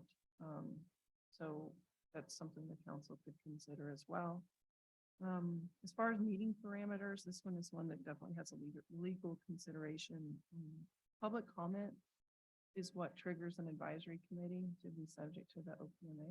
It's one of the government actions that results in in that committee, even though it's advisory, falling under the definition. And so if the committee is allowed to take public comment, should be, I think, specifically addressed by the council. And if they are, then whoever chairs the meeting is going to need training on that, because moderating public comment and doing it lawfully is something that someone needs to know how to do. Seems Quinn shaking his head. They can also, council would also set how often, and, you know, that's going to also depend if there's a per meeting stipend, right? So removal and vacancies, that's just necessary that we put it in an ordinance so that we have a process in place for whenever it happens. And that can involve the mayor, the council, the hearing examiner. There's a lot of different options there. Certainly absolutely not follow civil service and make it where you have to go to Superior Court, but there's, as long as there's a process to deal with those things as they happen, then it helps everything function well. And then, but once again, this is just related to me responding to seeing that a majority of the council seems to want to have this committee going forward. That was evident in the budget discussions, that there was discussion of the committee. So there are other options to, it could be not a committee and instead the council decides to do public, like townhouse type meetings. There could be other options. I just wanted to provide this information as to the committee structure, because there seemed to be a desire to go toward that direction, and the current structure, the one, there's been complaints that it's not as effective as the people were wanting, and I think some of the issues with that would be addressed if it were formally adopted, and also that it is out of compliance with how we do committees. That's it. I don't have anything else. So Okay. you guys can tell me if you have questions or when you want to see this again, but I'm just providing the information that, like I said, has been provided already to the. Great. Thanks. Quinn? Thank you so much, Kylie. November 4th, I believe, was Attorney Appreciation Day. I'm sorry we missed it, but I want Here. to. No, oh no, those are yours. Oh, I'm yeah. sorry. I want to. I know. We'll get you something. I dropped the ball on that one. But I want to thank you and Brett and the entire legal department with like your patience and help with this committee this year. I think it's no secret that it wasn't in the best shape when it was like handed over, and there's been a lot of competing interests, and I think I just want to thank you for all of your work on this, and now helping the council understand all of the opportunities to make this stronger. So, you know, my initial thoughts are, I shared the draft ordinance. Hopefully everybody got it with the city council that Brett mocked up. My gut feeling, as having been chair for almost a year now, and wrapping up our meetings, I personally kind of like to be like the idea of, you know, the entire thought around race equity in government is how can we figure out, as people in power, because we do have power, getting more community input that might not have been, you know, accessible in the way that traditional government structures are brought up. And I do think possibly bringing in a structure where community members are allowed to kind of work amongst themselves, because I do think one of the roadblocks this year for the committee was, educating on OPMA, and saying like, hey, you need to stop emailing, like, this is not, like, we need to be in compliance. And so of course, I understand all of those laws are still in effect, but I think creating a structure where once you get on, you're trained in OPMA, you're trained in Public Records Act, you're trained and you sign a contract of like, hey, if you're going to be using any sort of city resources that we afford to you, this is your obligation and your rights and responsibilities like any other contract. But I like 2B specifically because of the ability to appoint council liaisons, because we want to, have them not constrained by, city council members being on the committee, but we want to empower as well by having somebody that does have power to liaise back onto. I say that with just my personal experience. What I would like to do, and I'm hoping to do is, also have some self-determinancy around this committee. There's 3 members on it that have been there from the very beginning, and so really are finishing out 3 years. And so I would like we've given them a memo that Brett prepared for us in March. We gave them another recent memo, which, the 3 of us sat down, Anna, myself, and Jennifer, and talked with Brett about with these constraints. I would like to let them know, like, hey, council needs this to happen. Like we've been talking about it long enough. But at least get their recommendation and bring that back to you and present that as a recommendation. And so what I'm hoping to do is at least finish out this year, and maybe bring this to a study session possibly in December. And then, when we discuss either at the retreat or whatever in January, actually put this on the calendar, have consensus around it, and go forward. One of the reasons we held off with pushing an ordinance was because we did want to focus on the budget, and that was a conversation we had. But I understand your risks that are going into it, and I think it is important for council to know like the difference between like a statute violation of OPMA, which is like state law, versus like, are we in conformance with charter, and both need to be adhered to and fixed. But I think there is a difference of one creating a lot more risks to the city than another. So those are my thoughts. I'd love to hear everybody else. Yeah, I'd love to. Okay, Eric. Yeah, surprise. I'm actually speaking sooner rather than later. So, and my question, Kylie, option 1A, 1B, 2A, 2A, 2B. Are these the only 4 options that you believe are available to this council, given our charter? These are the only 4 available. In other words, if Quinn turns to this group and says, okay, you got 1 of 4 options, which one do you want? Or, hey, I haven't been listening to the meetings, but I'm hearing through the background, there's all kinds of issues going on. They may come up with option 3. Is there a possibility they actually could come up with an option 3 that would satisfy the requirements of our charter and state law?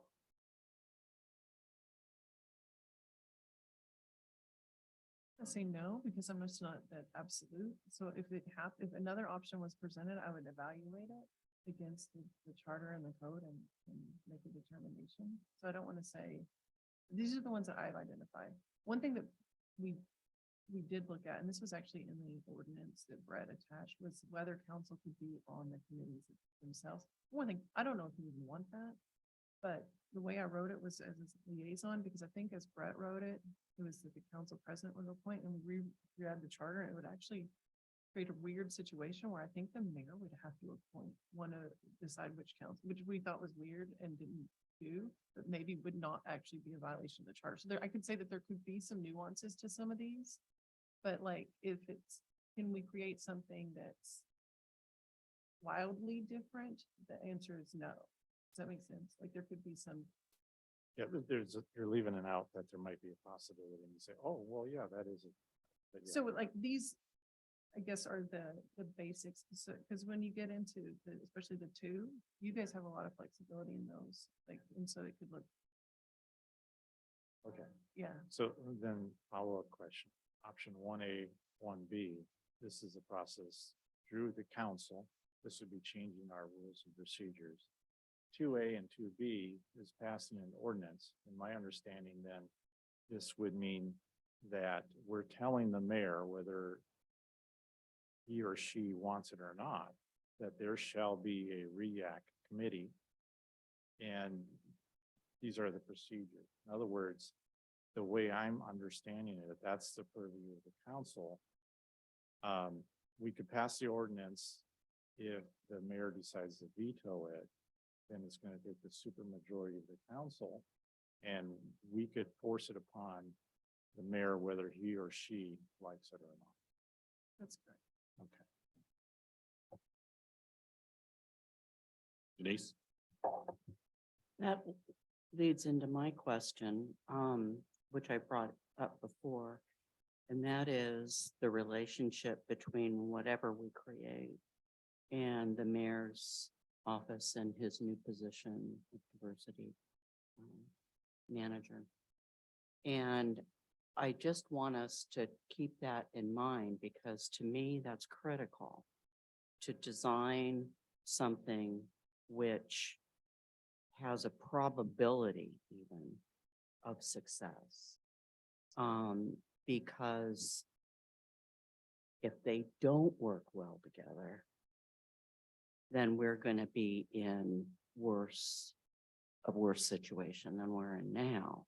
And so I hope for the best. My only response with the chairperson's desire to, take this back to REAC and get a recommendation from them is, if we're leaning in one direction and we send it back just to get their recommendation, then we don't do it, that's going to put us in a worse situation than we are now. So I think it's really important to think long-term how this is going to work with the mayor's office, not in a confrontational way.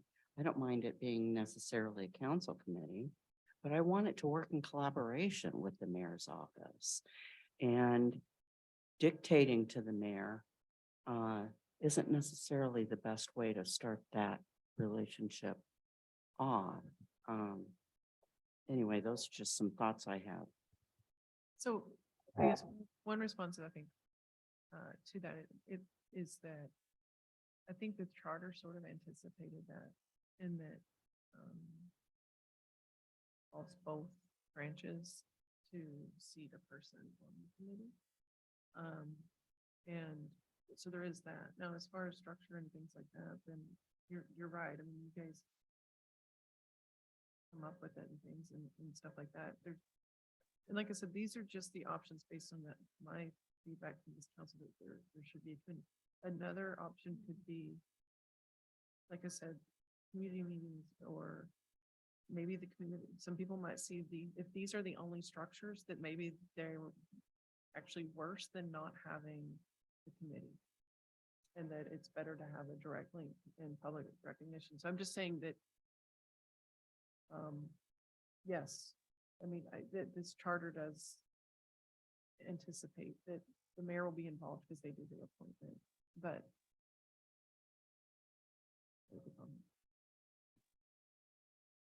Yeah. Mine was a real quick comment, so there is an option. which is not good. No, okay, there's an option 4. So option 3 is enough. Option 4 is for the citizens to do a charter and then come up with their own structure. That is option 4. We call that the nuclear option. But that's Yeah. option 4. Yeah. And I have a feeling, again, when I'm hearing you know, in the background, I don't have nothing to do with this committee, is that they would probably take option 4. They don't like any, again, I'm not speaking, but from what I'm getting, they would not accept one, they won't accept any of this, and they'll go for option 4, which is a charter. Jeff?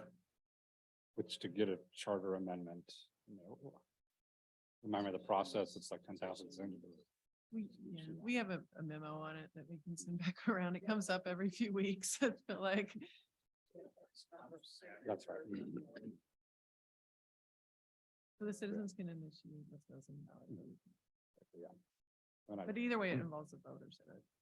Yeah, I think it's a good point on. I think it's good to keep in our heads, is that there are the people currently on the committee, who have put in a tremendous amount of work and greatly respect that. And they've been there a long time, they've been doing the work.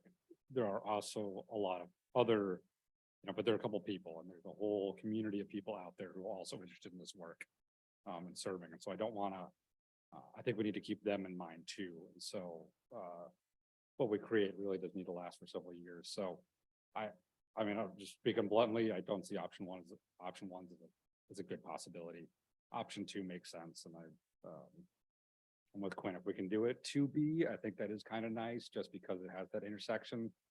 A council liaison could say, hey, this is what we're thinking of. We got golden procedures coming up. This is what's coming before us. And then report back.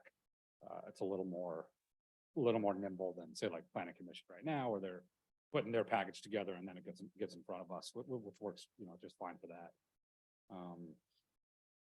But I think I'm fine with saying basically option 2 and give them a little flexibility, but I agree it can't be a back and forth for too much longer. I think totally reasonable to get the end of the year is a good transition point, a real definitive goal in mind. But I think give them a couple of variations of 2 and some of this, come back to us and we get it done. Go ahead. I was just gonna say, I would say, 2B is also, City of Bainbridge Island. They have a different form of government, but that is the one that's most in line with it. Anna? Thanks. Okay, so the committee, as it's currently constituted, is in violation of the charter. The committee It has no ordinance, it violates the charter. we don't have citizen advisory committees that are created this way. And so let me explain, I guess. No, I'm just, Right. so you what did is- explain, but Okay. please go ahead and explain. to say this, the charter states that council committees that are created by ordinance shall be filled a certain way, right? This committee was not created by an ordinance, it's a council committee. However, it's a council committee with citizens, which then is functioning like a citizen advisory committee. And so while it doesn't violate the letter of the charter, there is certainly indication in the charter that citizen advisory committee should be created in this process that involves both branches of government. Okay, so, but right now, the Race Equity Advisory Committee that's having its next scheduled meeting tomorrow has no supporting ordinance and violates the charter. It violates the spirit of the Let's charter. just say it's not ideal. Yeah. So,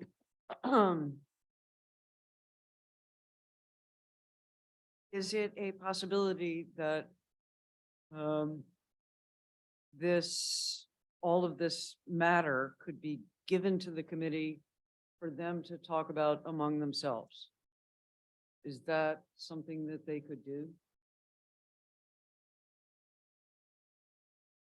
That's why I'm asking, because I don't know the answer, not because I'm leading somewhere. I'd like to, if possible, I'd like to build on Yep, his go ahead. comments, not a new one. That's what was in my mind. Okay, so I understand there's a nuance, whether we're technically in violation of the charter or not. I think you guys know my feelings on that. For safety's sake, because I don't want to stretch my neck out there to be in violation, even possibly violation of the charter. My preference would be for this material to be given to the members, the current members of the REACT, they can discuss amongst themselves, not on tomorrow's meeting, that tomorrow's meeting shouldn't happen. This material could be given by you or someone on the council, one person, say, hey, this is what the council's thinking. And they could have their own meeting on their own. And they could write back to either you or one council member and say, this is what we decided we'd like as a group. And it's no longer an officially sanctioned REACT committee, but what you're getting is the citizen input from the members of this REACT committee. And so we're not violating the charter. And we're also achieving our goal of reaching out to them and saying, what would you like?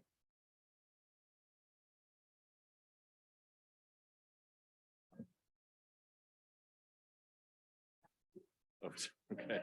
Thanks. Yeah, I appreciate that sentiment. I think like one of the issues with that is this is going to be kind of news to all these people, right? Like about the urgency of it. And it's the fact that there might not be a meeting tomorrow. So I feel like part of our job as committee members, Jennifer, Anna, and myself, is to help this committee navigate the structure of the government and understand the reasons why this needs to be happening. I know that we've had meetings on it before, but this is new information of, hey, I kind of thought we'd wait till after budget season and, possibly new people on the committee and, going forward. But I would just feel very, for lack of a better word, like icky saying, hey, guess what? The next two meetings are canceled and you're just regular citizens, but we'll take your advice if you want to provide it to us. It's Can I, yeah. if that was the route, like it probably should have happened in like 2020. I agree. City Attorney and I were talking today about how, to be honest, I think the main person that was going to champion the structure was Lori Wheat, who probably would have done an excellent job. And she ended up moving, and then it kind of just took that task like off of our radar. I have an idea too. So first thing would be, I personally would be okay having REACT meet tomorrow with the sole task of reviewing this. So that it would be one of the things that we were asked for to even do this was to get community input. So it would be like, we could whether we could say it doesn't currently exist, but it's the right people to look at this. We're acknowledging that there's a problem and we're taking immediate steps to fix it. I actually like option 1A, just to see Quinn's head explode, and which is a word that Denise Fry taught me, in option sort of 2A or 2B, because what that would do would be we would on both sides of the sort of there would be 3 council members who would end up being the liaisons, that we would codify that, and they might, the 3 of them might meet with the whole committee or meet with HR and the DEI or things like that. So we would have that focus, and we're sort of doubling down. And then we would have the council committee. Is that okay? So, we kind of, to me, it's a way to show our commitment to do that. And so just, that was kind of an idea, but I do think sort of the 2A, B, definitely we'd like to have some liaisons, but kind of like Bainbridge does, but the liaisons would just be the council's committee. So if we called it the Committee on Race Equity, then we could call it the court. Last thought. I'd really like to hear from the vice president on this one. Is he still here? phone out. Maybe I killed the batteries from all my talking earlier. I'm just really wanting to take it all in because there's so many different angles and I just whatever y'all want to do, honestly. I've been through the ringer on every single damn scenario this year.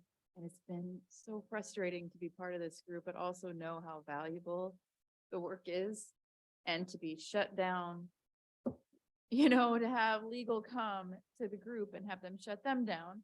And then to just continually be shut down when we try to tell them the facts, just to be shut down. And to still have like the heart for the work. So it's, I just, whatever, I'm done. I have no more bites to give on this one. Yes. All right, Michael, so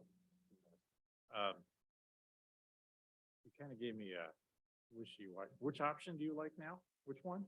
Well, I was saying that basically 2B, but the liaisons would be sort of a 1A. There would be 3 designated that could be, maybe they would only meet quarterly or something like that. And, you know, maybe they meet with, you know, whoever they would like to. And then they would serve, and maybe just one of them goes to a regular meeting or something like that. It was just a way for us to do something on our side, create something on our side, and create something on the administrative side. So how about this? So I'm listening. How about I like your first suggestion of allowing the group to meet tomorrow for the sole purpose of telling them about this. And this is what your discussion is. Saying, okay, we got a problem and we need some mechanism to tell you we got a problem. And this is the venue to tell you. We got to fix it now. The second thing is we don't tell them what the council wants. I mean, they can listen to this, but by doing that, we're listening to them first, what they want. Hear the input from the chair in our next, whenever we talk about it sooner rather than later, I assume the next study session. Quinn can give us the feedback from the committee. We take their feedback and then we figure out which option we want to proceed with after listening to their suggestion. That sounds great. The concern is I feel like they have been presented these rough ones and haven't cared for them as options. But the one thing I would also say is we have to start somewhere. Maybe it does change the charter someday, but we need to create this group to maybe make that happen. Jennifer. Well, I had chatted with Kylie to ask about a list of questions that we can have them directly answer. And so the last meeting, it was decided that we would have a working document that we all, you know, how the group does, they work by consensus, which I think we do too. It's pretty beautiful when it works. And so to go line by line, to go through these items, that was the suggestion of the group. So I would have this document up, or one that looks a little bit different, but has this information on it. And they would just go point by point. A little Scantron. Well, nope, they want to talk about it. And that's, you know, just like we do. I mean, that's a good model, right? So they're going to want to go through each one of these and decide, of course, they're going to probably decide, you know, $100 a meeting. But, but I think just, I have some more questions about, this one. I don't know how to necessarily facilitate this tool because I don't know that I have good definitions. Are they in the packet that you provided? No, so, I gave those as just, I think those can mean whatever people want, honestly. Like, it might be for the group to decide what that They means. could add their own to the empty space. And, Okay. but I can tell you offline, like what I was thinking based on, but I definitely, what I was suggesting really with this was that people sort of organize their thoughts on which option is best, because when you do it this way, you can really like this one, some of them are good for one thing, but not another. And then I think prioritizing which one of these are the most important. Could you? I don't I'm gonna give it to understand how to- Jennifer and I think she's gonna do something way better because I am not good at tables. So Well, can we at least do a little more in-depth description of 1A, Sure. 1B, 2A, 2B? so Oh, you want that definition? Yes, I can. one A, I one can B, define those. That's in the two A, packet. two B, that's in the packet. Cause I didn't have, okay. Yeah, that's on option, that's on the page 1 of the agenda. And so, so basically, I'm not sure how to work the tool. You clearly know how to work the tool because you put arrows on it and everything. So can you tell me how you work this tool? So I just did, it's actually the way we in the Navy, when we would interview, somebody for qualifications. But I just do arrows, a straight up arrow is just the best. A west or an east arrow is sort of like average. You can do sort of a northeast, southeast, or south. So, yeah, it's kind of like, when things go south, then it's good. But you could put a number in there. You could do happy, sad, and, crying tears, face emojis. Because what I'm not seeing is are these same questions for 1A and 1B? Is that because these questions don't apply to those structures? Well, it was more, are you talking about these? Yeah, Mainly just because there's- there's 3 council members. There's no and citizens on 1A and 1B. Okay, and public participation. Is, And so there is no way for it to continue to be a council committee unless, except for us as council liaisons, it would just be the 3 of us under 1A and 1B, but public participation is we invite guests. Is that correct? I think, Okay. I think it's an assumption that they're not gonna pick one, A or B. yeah, 1 would be like what your public safety committee. It would just be 3 council members, right? Great. 1B is public, like what we have there with allowing sh- public comment. And you're sure I can't get an extra $100 just by showing up to this meeting? Because I feel like I'm owed it. Can we get back pay? That is actually in the charter and the answer is no.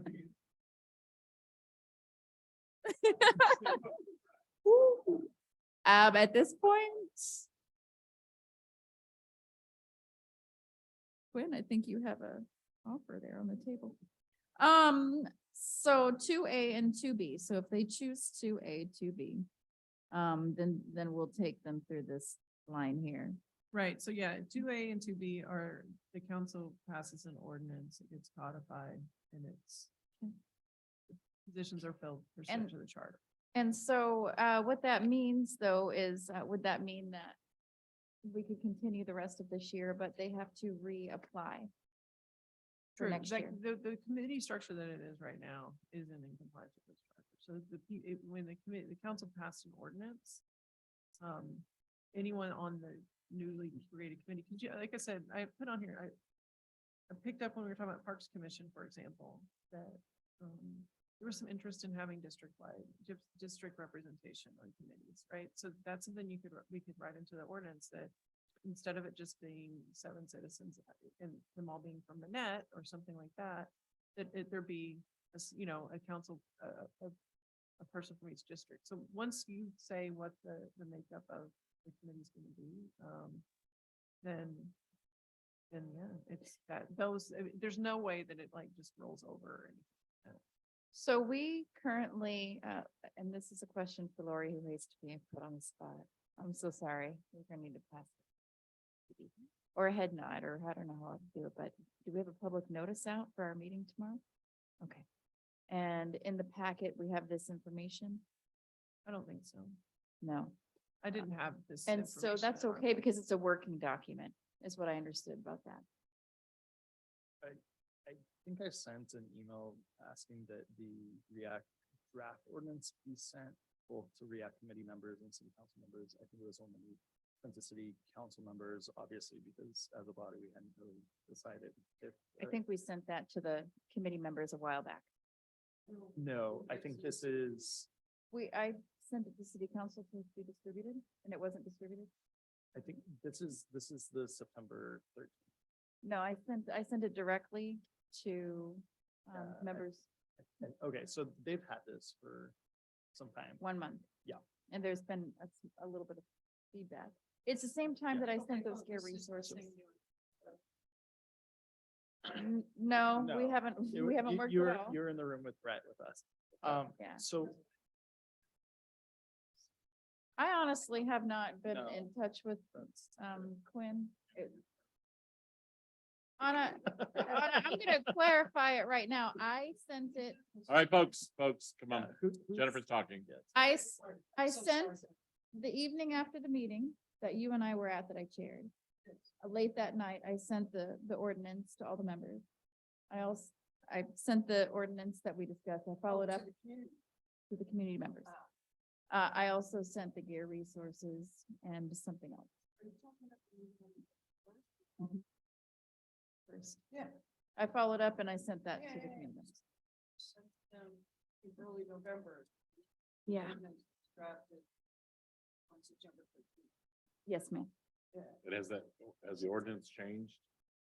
It was the same ordinance, no? Right, I would say there's probably still a lot of discussion to be had about what's gonna be in the done, but ordinance? I mean, the ordinance itself, they're not that complicated. I like They're it, it's kind of like a Mad Lib for writing an ordinance. Right, so there was also an ordinance that was just modeled off the Bainbridge one, that was included in the March memorandum too. So I mean, but I would say that deciding these things is way more effective to figuring out than looking at an ordinance that just has the headings and puts all this, like, it's more the feedback on what they want rather than,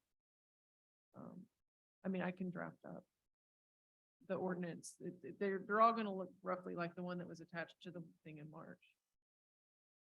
You know, somebody just mentioned Bainbridge, but I was talking to some Bainbridge council members today and you know, we keep somewhat referring to Bainbridge as the gold standard.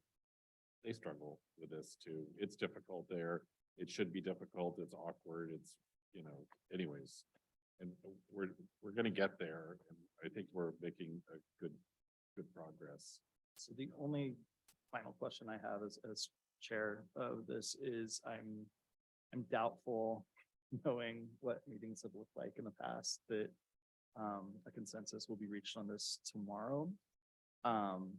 We have relayed OPMA rules to the group beforehand and said as long as it's less than half the members meeting, they can do work groups or email one another, things like that.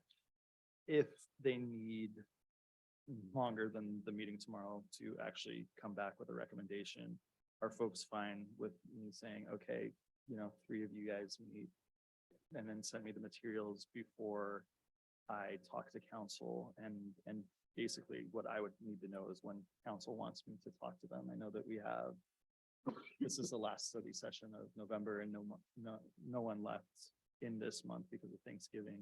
So would you be comfortable with me coming to next study session, which I believe would be December 7th? There's only one, it's the 14th.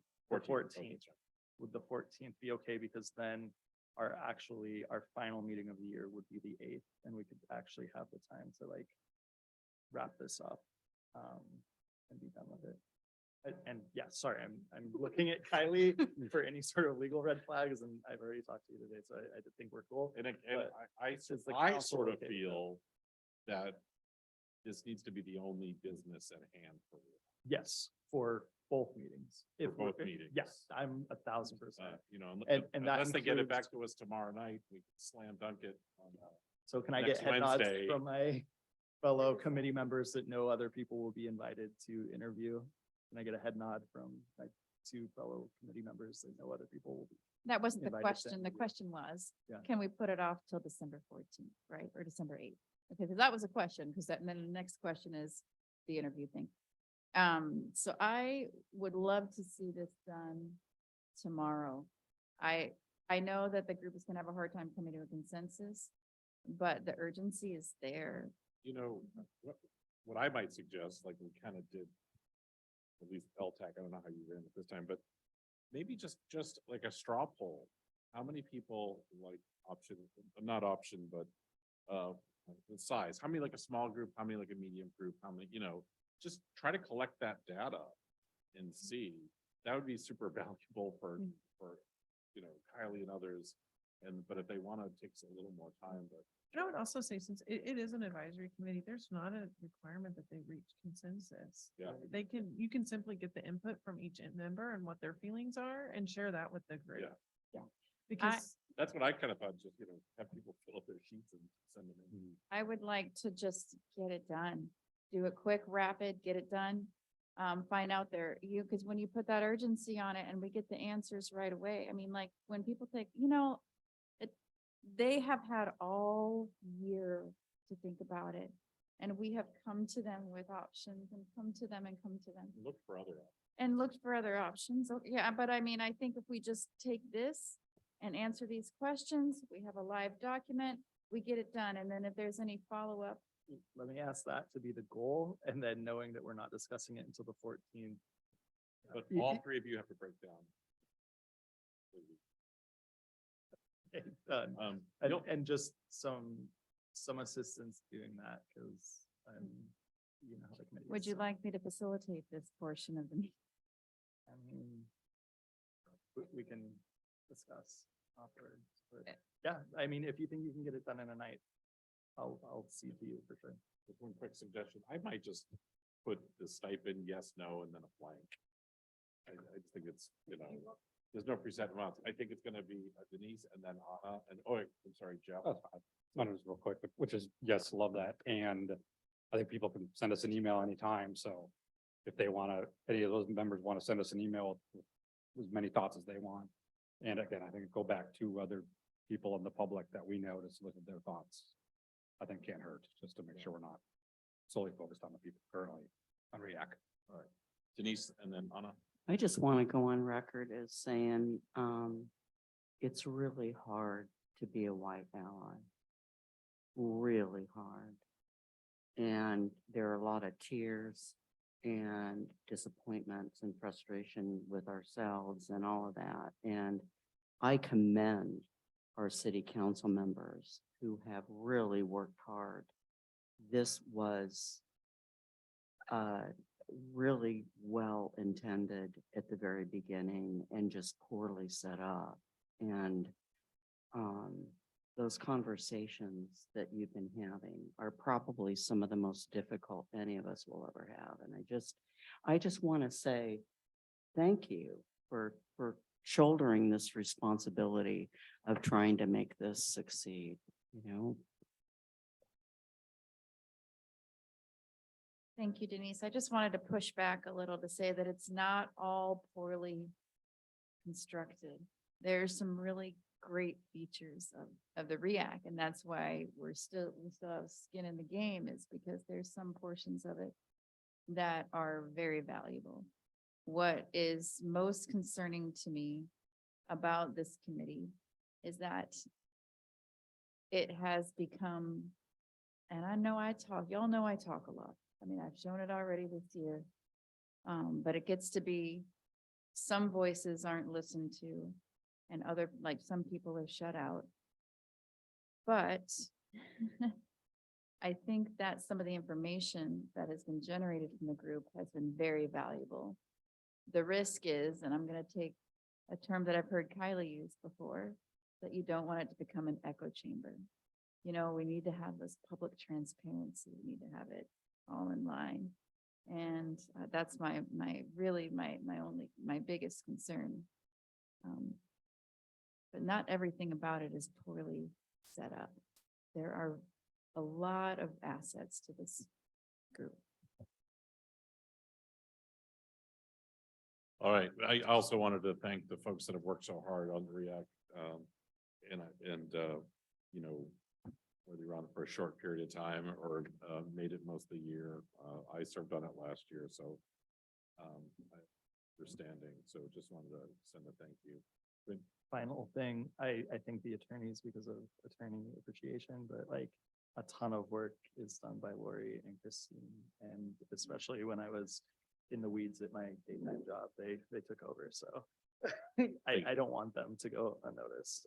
It's been a heavy lift as well. So thank you. Yeah, thanks. And the other directors just sit back there and do nothing. All right, well, I think we've got some direction on this. Thank you, Council. Thank you. So I guess a question would be if React tomorrow can really get us some answers, do we want to try to have this? Would we be able to do it next week? I would say no. Okay, that's fine. That's No, fine. I think there's, I mean, I think the options there, you could have you could do. December December 7th? 7th would be the So, next. meaning we don't need to bring it to another study session. Or do we might Well, I need think to. you probably do, but you could have public Okay. comment on the 7th Okay, if you wanted to. that's fine. I'm just, I'm just, I mean, like. Just but you looking won't for have the anything path. for them to comment on.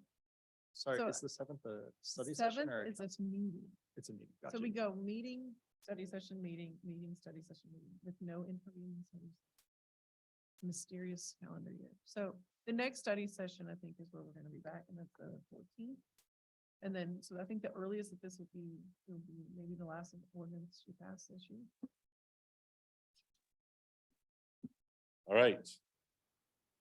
Any other questions on that? Up next, general counsel business. All right. So how about an update from REAC? I think you're gonna give it because of what you had. I have no report to make. And then Public Safety Committee. Everything is on the consent agenda.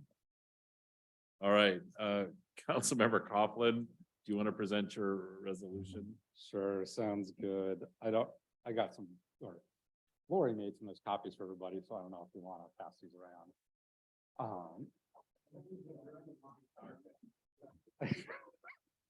In case you didn't get in the last second, but it's not technically in the packet, it just came by email.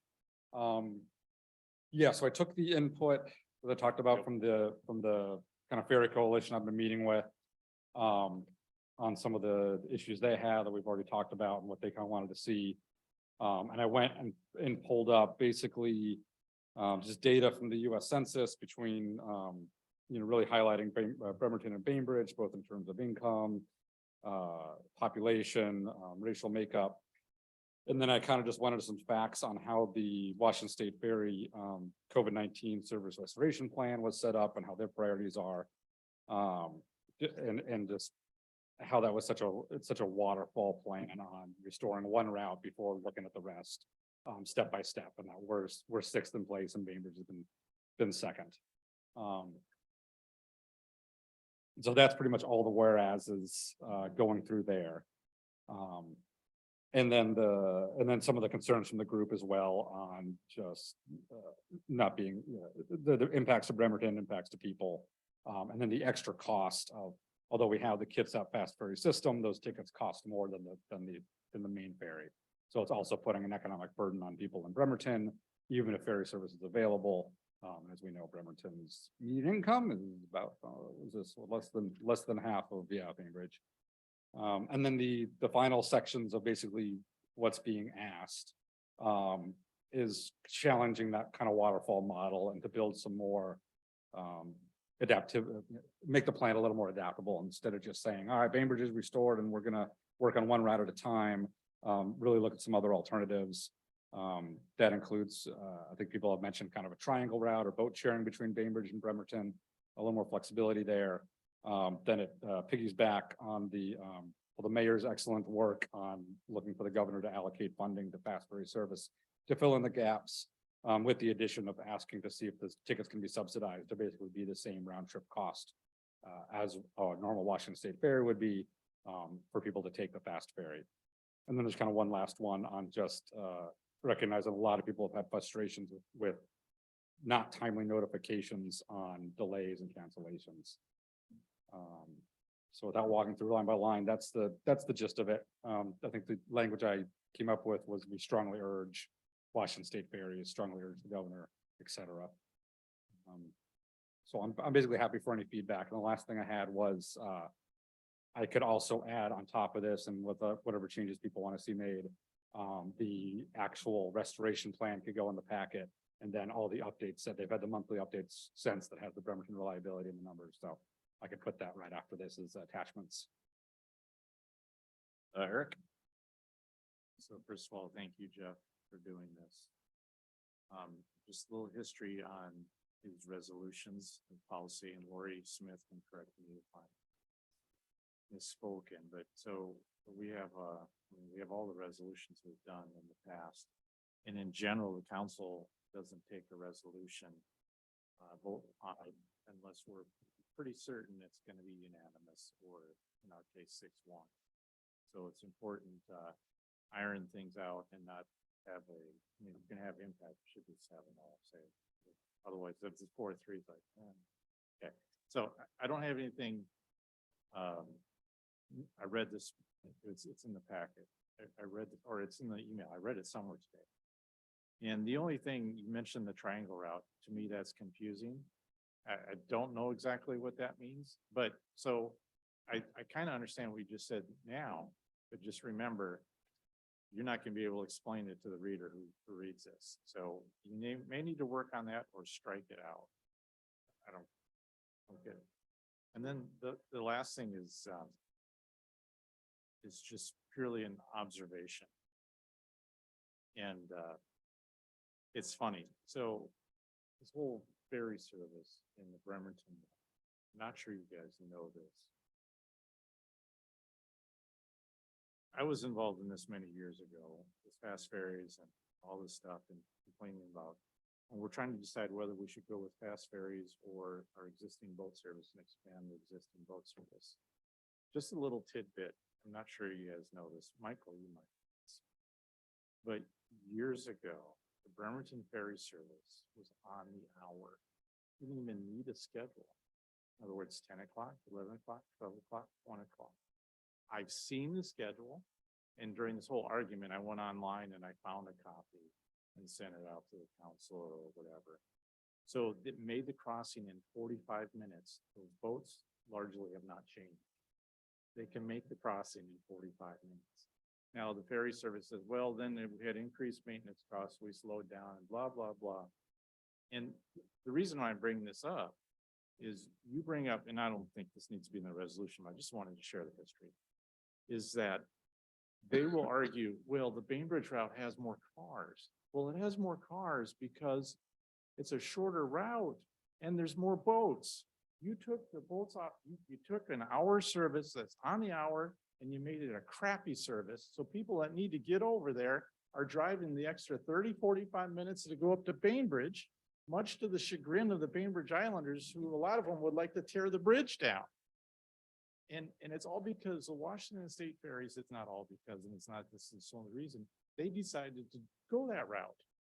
If they would have just kept the boats going, we would have had superior service and we wouldn't have to spend 0.3%, which, by the way, you could use for your affordable housing, you could use for your roads or your whatnot, for this silly foot ferry service, which is cannibalizing the Washington State ferry service, because, and I understand why, I was for it, because our service is so crappy. That's why we're here today. So whether Inslee will take you up on any of this, I think it's, thank you for doing it. I'll be happy to vote for it, clean up the triangle thing, but he's not going to do it. Darn thing, in my opinion. Sounds good. And there was one whereas, and I'll try to capture your sentiment there of the arguments, right, that argument's been made of Bainbridge is higher prioritized because of the higher traffic. So one of these was basically to point out that historic unreliability of exactly what you said. So if you have any more language there, happy to expand that too, but okay. Okay. Denise. Just a quick, would it be appropriate to acknowledge the Bremerton Ferry Coalition in this and somehow, whereas the Bremerton Ferry Coalition, they've done such a good job, I think, of organizing and their social media presence and everything. I don't know if that's appropriate, but I know they probably appreciate the mention. Yeah, I can put that in there unless that's, looking at Kylie, is that any issue or not? Seems fine. Okay, I'll do that.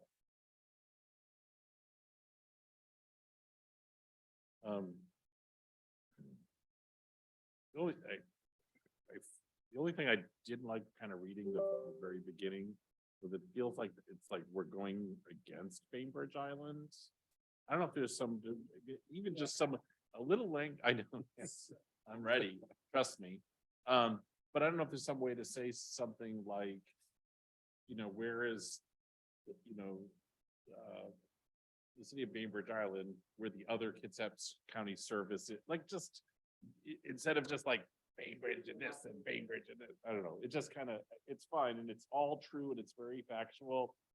Sometimes you get a little more with the honey or sugar, so. No, that's If it may be just a way to just. It's not that we have a thing about the Bainbridge people, it's that it's equity. It's what we're really talking about is equity and why. We didn't get a very good deal before and it just get worse. And, I just want to say that for my household, the fast ferry doesn't help. My partner has to take his car to work. So he's been a bear for a year because his days are long and he gets home and I don't have dinner yet. Eric. Michael, I'm sorry, I disagree with you. Jeff, keep your language in. As far as I'm concerned, I think Bainbridge Islanders should feel guilt. And I think we should be aggressive and say, look, we're tired of being the stepchild. And look, we have the demographics and, this is a liberal administration and this is what you're doing. Really? That kind of goes against the grain of your ideologue. Come on, I want you to wake up and give us better service. I can see that. What about an extra whereas, the very first one that says, whereas there are 2 WS routes that serve Central Kitsap. Yeah, Okay. and I didn't think of it until I spoke it, but I like the word of equity, like. Yeah. I mean, that's what we've been talking an hour about, equity. Jennifer. Okay. So. I was gonna say, Okay. okay, now I want to talk. We do have members that go to the Bainbridge Island REACT meetings.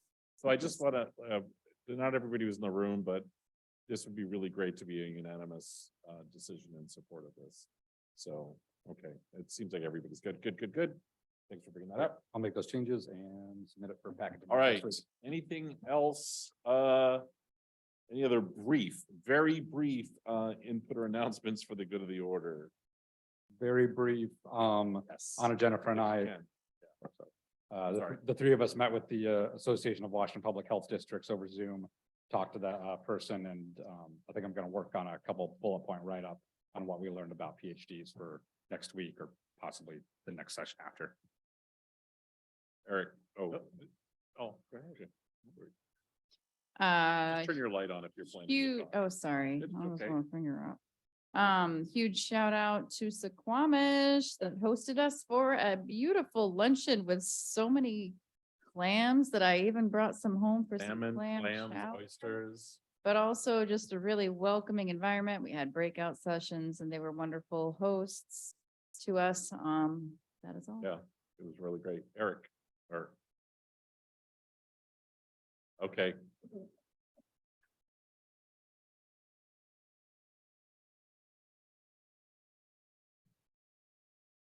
Uh, Just, is it possible to have the packet finalized Tuesday night for the people who work and have I'm truly asking, for the people who work and could normally use Tuesday evening? Next week? No. To like start doing it, 30 days out or 60 Oh, days out. Well, not that far out, but the packet gets done after the study session, but ideally it comes very quickly, but sometimes sometimes requests get in, changes happen, but the packet should come out.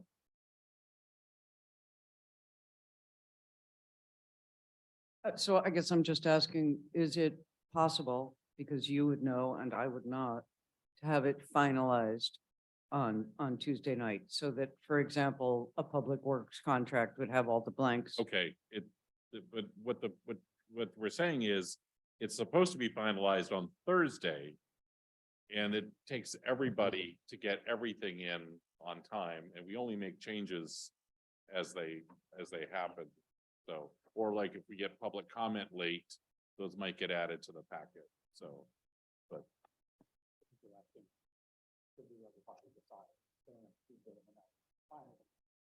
Or Tuesday at 5, really, because like, let's take Quinn, for example, who I think works the hardest of all of us.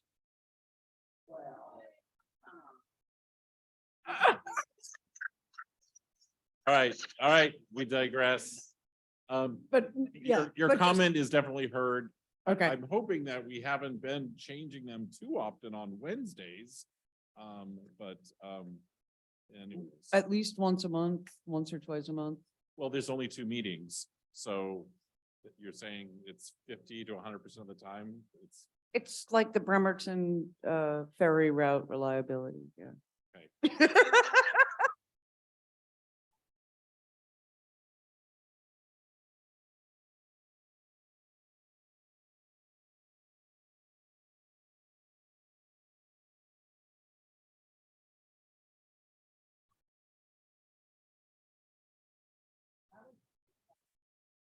All right, so everybody's on notice.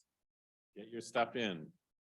All right, I had Final- a last comment, man. yeah, no, hold on, I'm just making sure there's nothing else. All right. So, bring us home, Eric. Okay, just a little tongue in cheek. That's why I wanted that last comment. So great transition. Just a little, again, another little history lesson.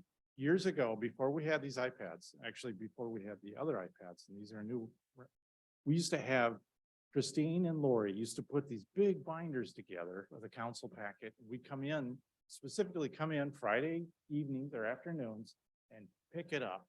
And then if there was a new edition, Christine and Lori would hand out things and say, oh, and I mean, these are big binders. We got 300 pages, right? We open them up and there's 3 rings, snap them, put them in. Then when you're all done, at the end of the council meeting on Wednesday, you remember this, Greg, we would turn them in and then they'd start the whole process all over again. So when I became council president 7 years ago, the first thing I did was say, I want iPads and I want to get rid of all this paper. Now, again, tongue in cheek, I'm not mad. I'm not Mr. Environmentalist. You guys are creating this paper. So all the guilty parties here tonight, I want you to go home, pray for forgiveness, and then in the morning, I want you to plant a tiny sapling for each one of you that has done this to our environment. Thank you.